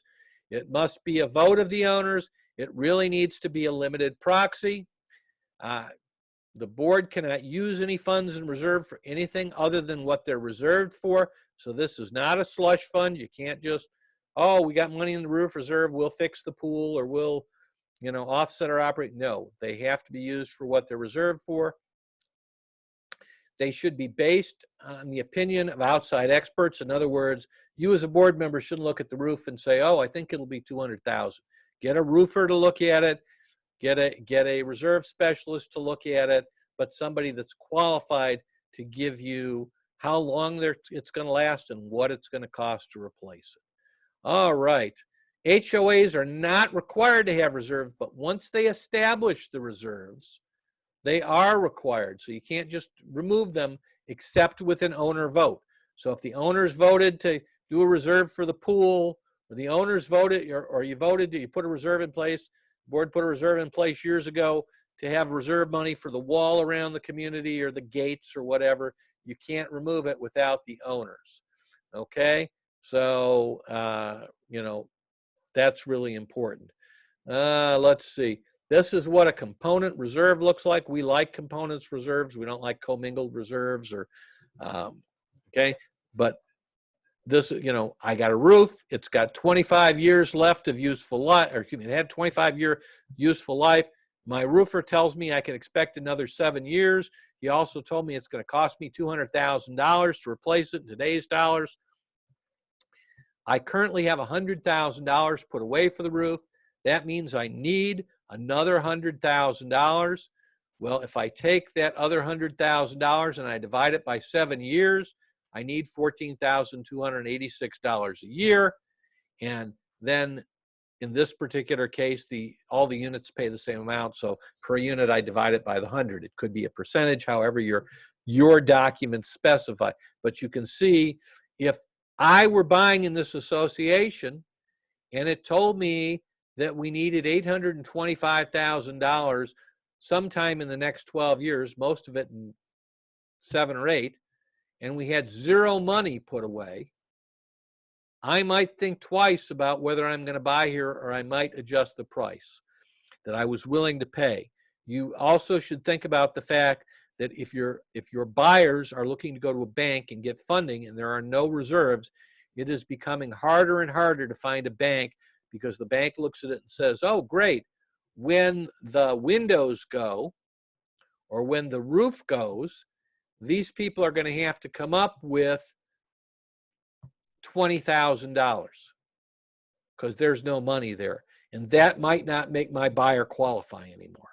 So my last word on reserves is going to be, the argument in Florida is often, I'll be dead before we have to replace the roof. Why should I pay for it?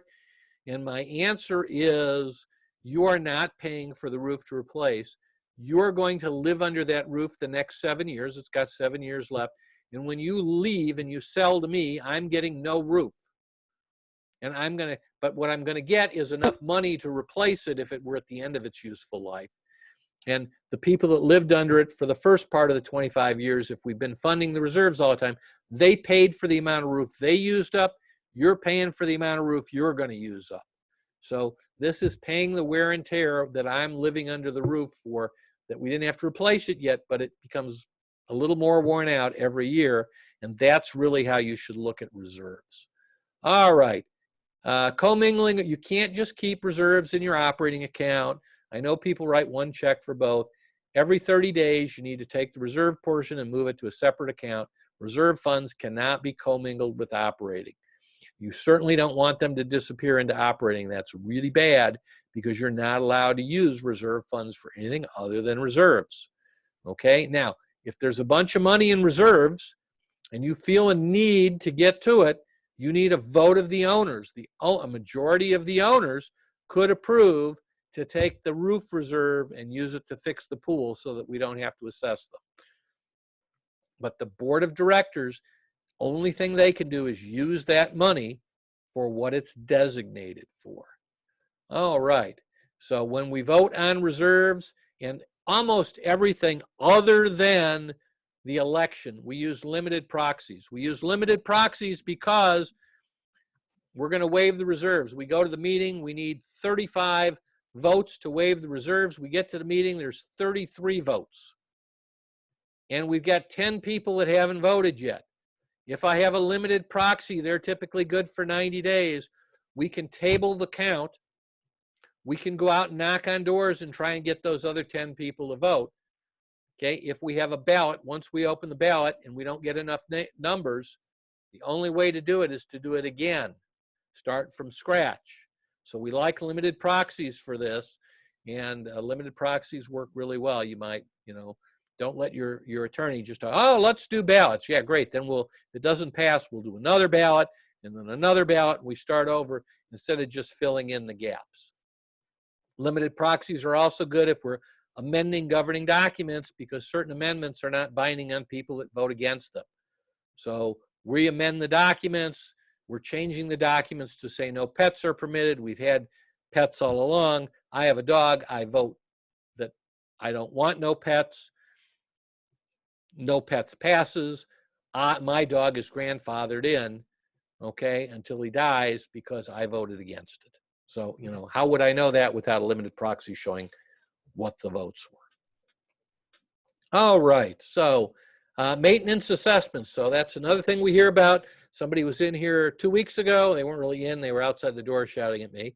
But they were saying, I don't understand. I live in I bought a one-bedroom unit, and I'm paying the same thing the people with the 2 and the 3-bedroom units pay. The governing documents say there are 55 units in your building, and that they will all share equally in the maintenance and other expenses. But that's not fair. And as I used to tell my children, a fair is a place that you ride rides and win prizes. Life is unfair. Did you look at these documents before you bought? Well, no. Well, that's not, they were available. We as a board, we as a manager, you as a board of directors can't change the allocation. The only people that could change it is based on whatever your documents say. Let's just say it says 100% of people have to vote, or 80%, or whatever it is. If you can get an 80% vote to change the documents, great.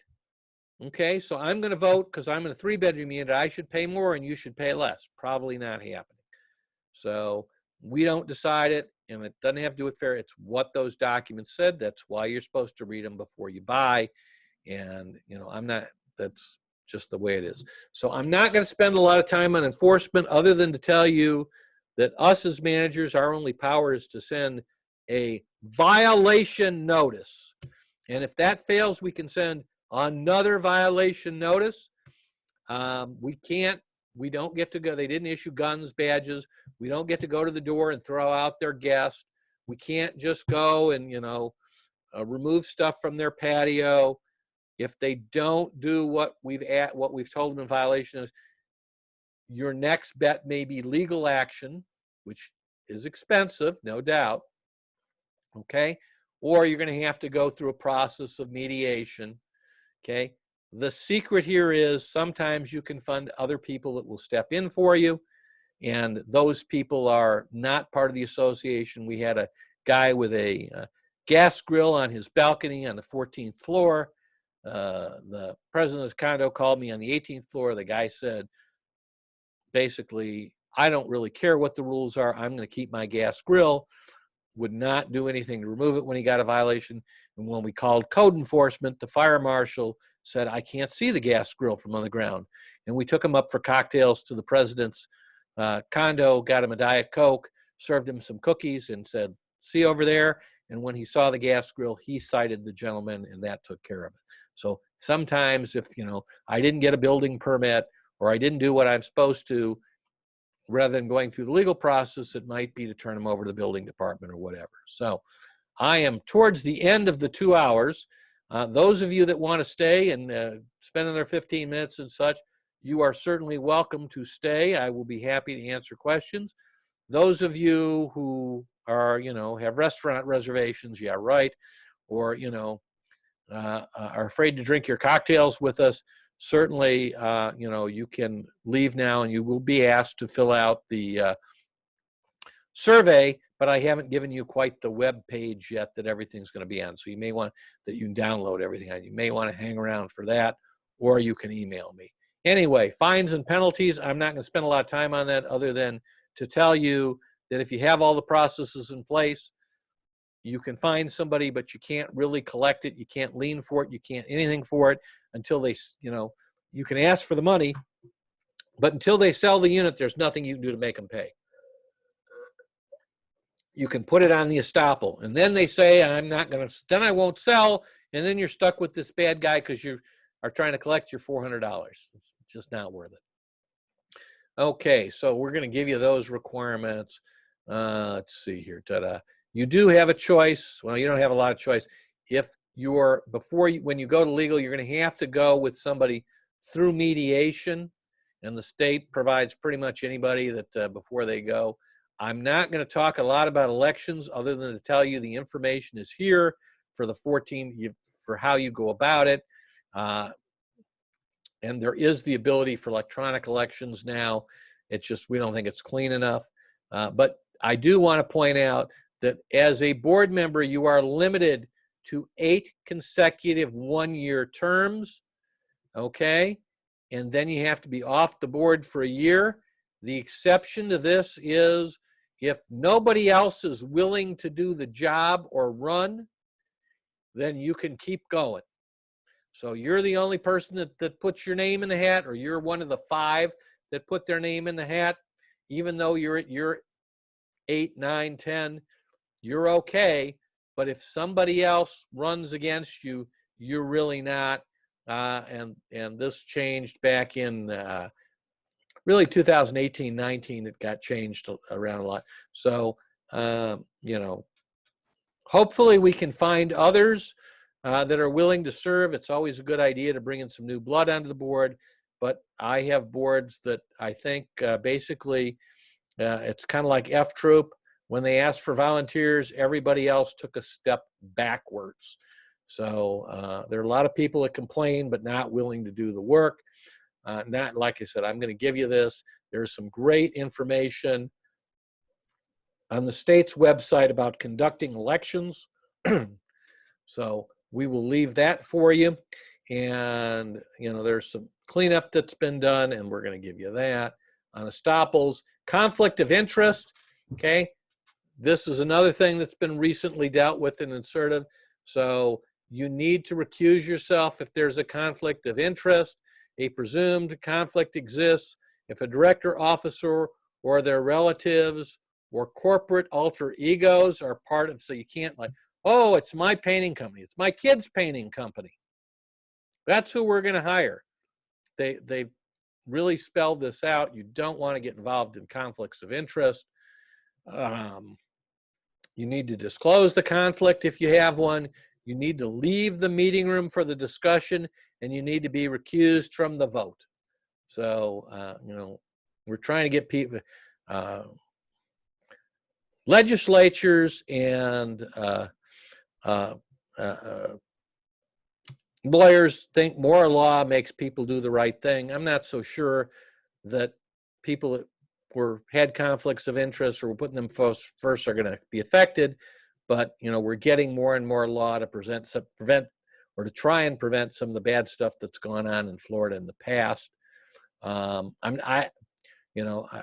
used to have a homeowners association where one of the board members owned a landscaping company, and he basically did the landscaping a lot cheaper and for cost, and it looked a lot nicer because it was his community, and that would now be a conflict. We don't think it was back then. We did get bids. He was much cheaper. He gave us a lot more, and his answer was, I live here. It's got to look nice. But today that would be a conflict of interest. He'd either have to leave the board to give us that deal, or we'd have to hire another landscaper. Okay, estoppels. $250, what the state says you can charge. They need to be out within 10 days. You get to add $100 if they're rush, which means 3 days. If they're illegal or delinquent, another $150. Additionally, they have added additional information. Estoppel used to be about how much they owe. Now there's all sorts of other questions. But finally, the state standardized it. So it's not whatever questions the banker wants to ask. It's the questions that have been approved by the state. So we can pretty much rely on, the same questions every time. There are also criminal penalties for kickback, forgery related to voting, theft and embezzlement. Okay, resources. So if you're looking for the best resource for condos, I buy this for all my managers. It's The Condo Concept by Peter M. Dunbar. It is, in fact, I think there's a link to it on the links I'm going to give you.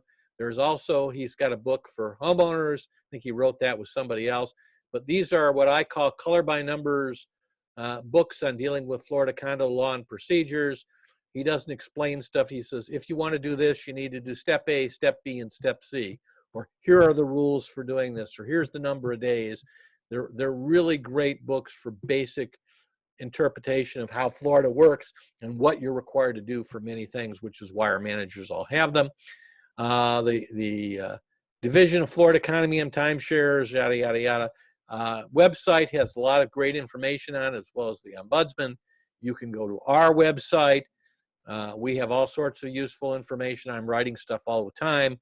If you're trying to figure out how your management company would think, that's me here. We also do there's an RMS Condo Facebook page. You're certainly welcome to go there. Let me just answer a few of these questions before I go down. Florida law does allow snowbirds to be a board member. If you're an owner, you can be a board member. And in fact, depending on your documents, theoretically, you could have a board member that's not. I used to know a manager that wanted to be made a board member everywhere that he managed. Bad plan, but you do not have to live in the property. I could be renting my property. If I have an ownership, I own a unit, and I can get myself elected, I can be a board member. I don't have to be here. I can attend my board meetings by phone. And unfortunately, getting on the board, you have to get elected. The only people that can kick anyone off the board are not the board members. So I get elected to the board. I show up for no meetings. So you can never count me for a quorum. I do not participate. You cannot throw me off the board as board members. Only the owners can recall me and have me removed from the board. And there is a process for recall under Florida law that allows owners to remove a board member or all board members. Okay, and it is also available on the Florida Division site through the Ombudsman, I believe. So hopefully we answered that. Dr. Greenberg wants to know if an ESA is presenting a behavioral noise problem. So the answer is, if an ESA animal or a service animal creates a nuisance, you can address that nuisance through your legal counsel. So here's my advice on that. The bad news is that here's what happens. I tell you I have Fluffy, my 14-pound schnauzer, who is my comfort ESA animal, and I have a note from my doctor saying I need Fluffy or a nurse or some practitioner, and you have questions about, since I needed Fluffy since I just moved in the other day, you have questions about that, and you create a problem of me moving in and approving my ESA animal, and then you turn around because Fluffy barks and bring a lawsuit and say, we want Fluffy out because Fluffy is a nuisance. You're probably gonna be fought back with, Fluffy's not a nuisance. They never wanted Fluffy in here. They tried to keep her out. This is just another attempt, and you're gonna spend a lot of money on legal, and you're gonna lose. Okay? So my advice to boards is, if people present some information, and we all know that you can pretty much get somebody in a medical field that will sign off on almost anything today, but if they present that information, that you don't create a problem for them to get in with the ESA/service animal, and you only address issues. If Fluffy is pooping in your elevator, great, let's get evidence of that. If Fluffy is barking, let's get evidence of that. They're barking in the middle of the night, let's call out the police so we have witnesses to it or record it. And then we can certainly deal with the noise problem or the not cleaning up after the dog that's defecating in the elevator or the dog that bit somebody or any of these types of things, whether they're a service animal or an ESA animal or not, we can deal with this. My ESA animal, my service animal, I'm responsible for that animal. And while you have to put up with, my having my Fluffy because I need him, you do not have to put up with noise, with health issues, with, Fluffy going for a swim in the pool, with, Fluffy biting the neighbors. So I hope I've answered that question. There are a number, and Florida's been kind of cracking down on ESA and a little bit. So there've been a number of changes. We will probably put together, I've got a seminar I got to attend for HUD, and then we'll probably put something together in the future. All right.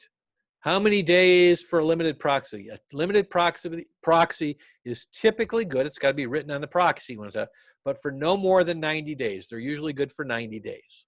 So I can table the meeting. I can go out and look around. We just did one on a document vote up in Boca Raton where we were 15 short of the approval of the document, of the amendment to the documents. The board tabled the count. We gave them the list of everybody that had not voted, and they literally went door to door knocking on doors asking people to vote. This was one of those cases, because it was a document amendment, that there were a group of people that didn't really understand what was going on and weren't going to read the 280-page document, and so they just assumed other people would vote. When board members knocked on their door, asked them for a little time, sat down and explained everything to them, and asked them if they would vote, they were willing to do that, and we had 90 days to do it. It took us 45 days. All right. Oops, there are more questions. Let's see so we can get to and then I'll answer questions. All right, you're going to get a certificate. After you quit, you'll be asked to fill out a survey. Please print your name in the survey as you want to show up on the certificate. I should get them out Tuesday. If not, it'll be a week because my oldest is getting married. The big 500-person wedding was canceled, and we're going up to the 6-person, the 2 of them and the 4 parents. All right, so handouts are at, which we have here, www.royal.board-certification-handouts. Copies of these slides are there and a number of other things. Let's see. No, I didn't go there. Let me just see if I can pull up the number of other things. Da-da-da. Okay.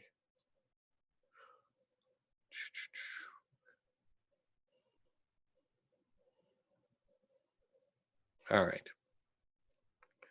So anyway, hopefully that will give you that information. I am going to go through and try and finish answering questions.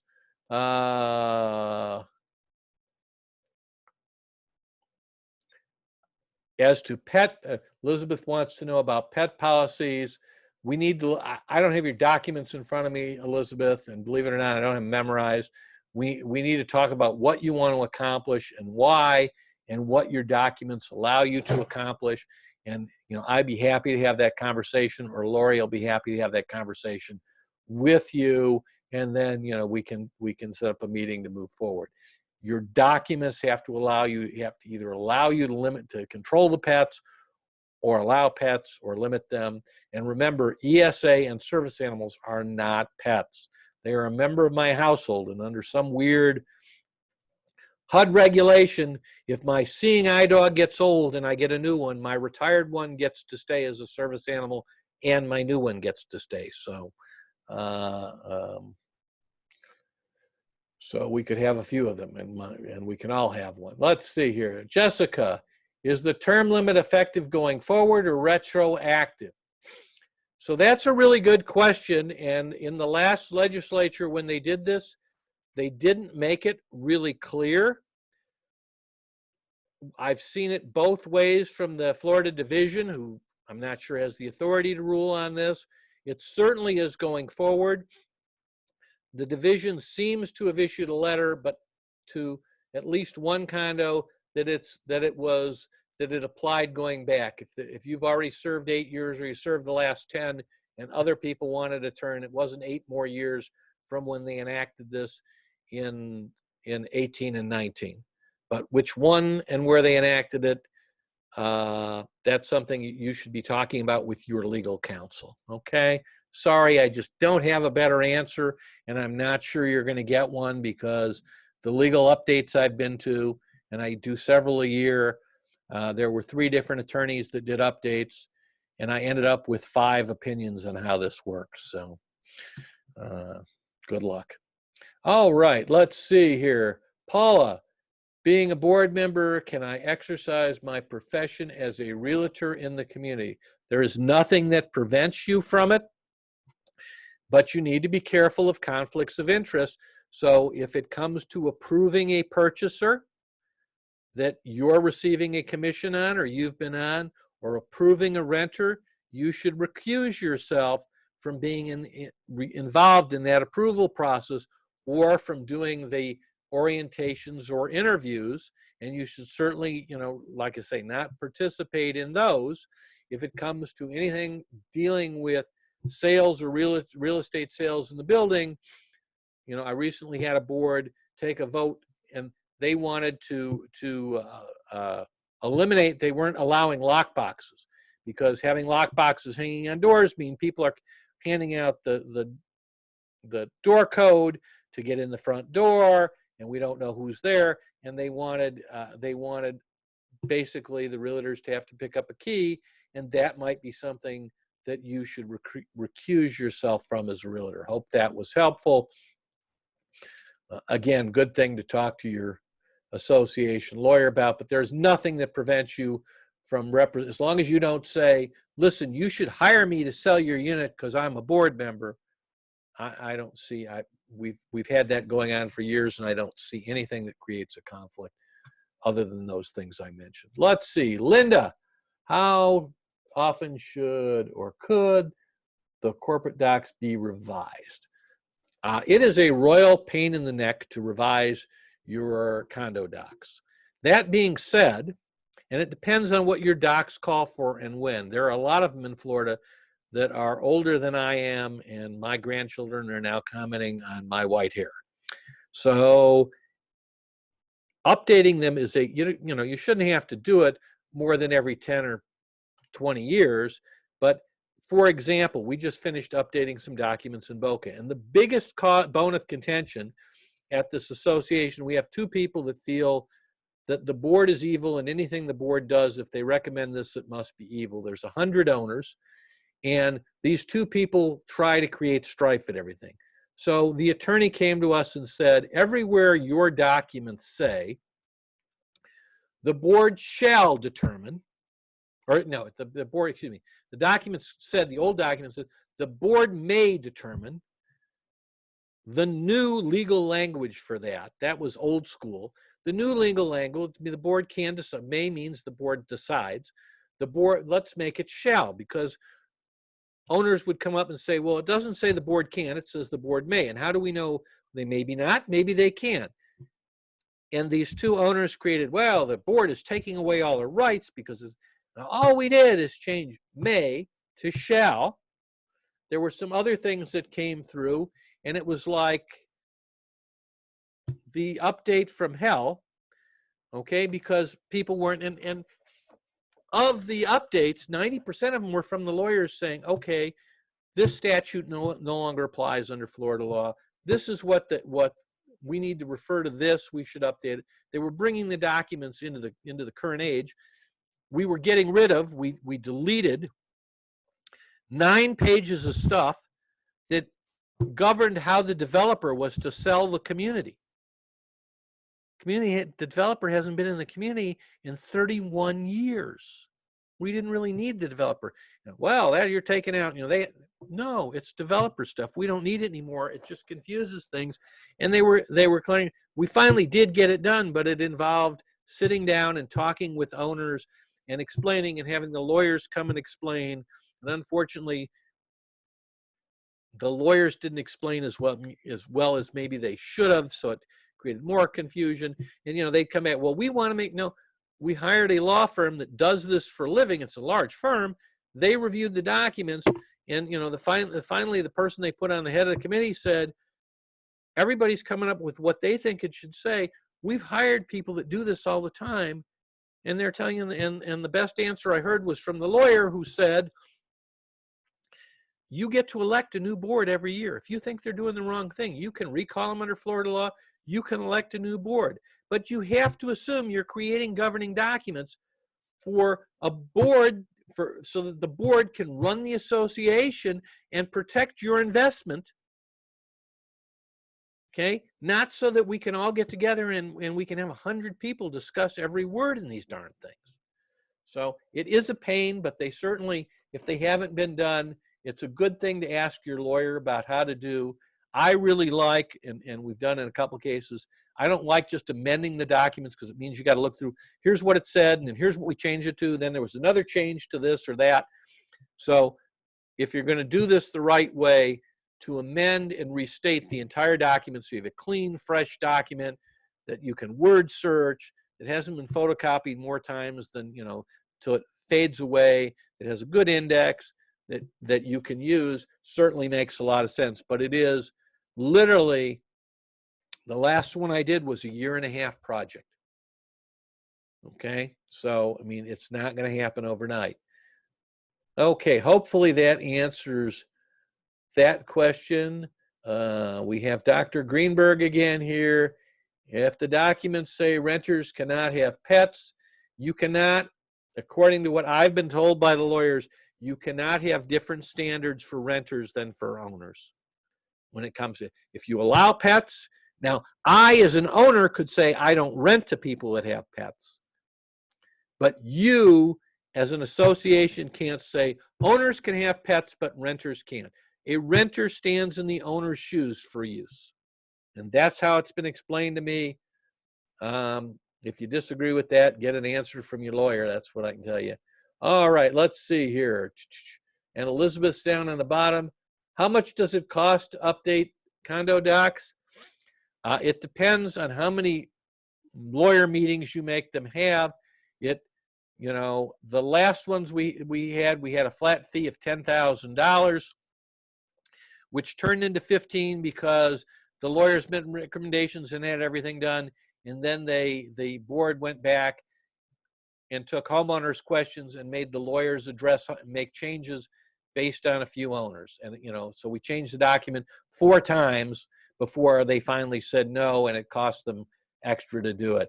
So you really need to make sure you know what you want. You've got it out there first, but it's certainly something we can help you discuss with your legal counsel, and depending on who your legal counsel is, some cost more than others. Some make it harder than others.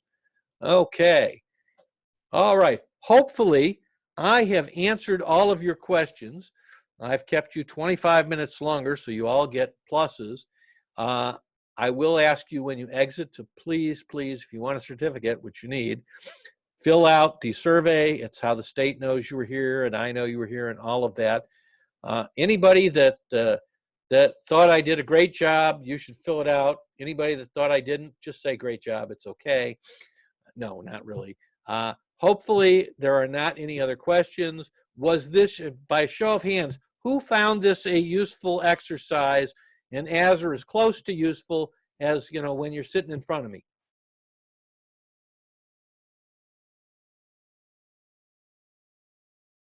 Okay.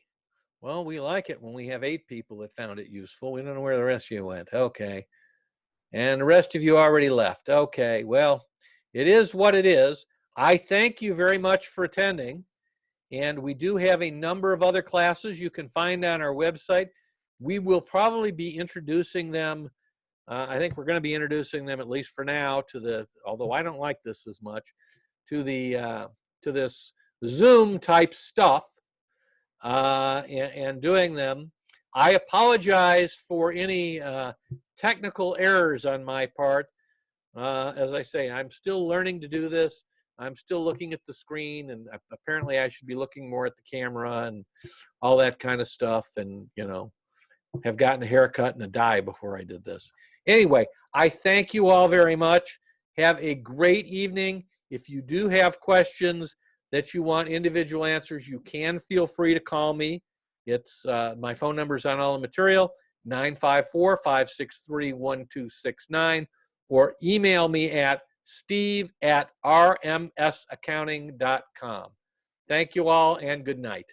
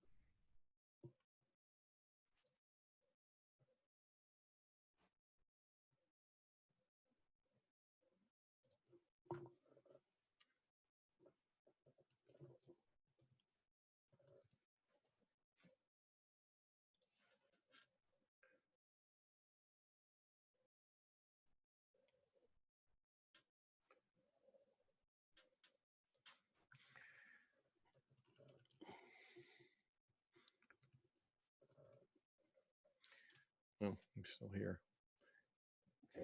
Let's see.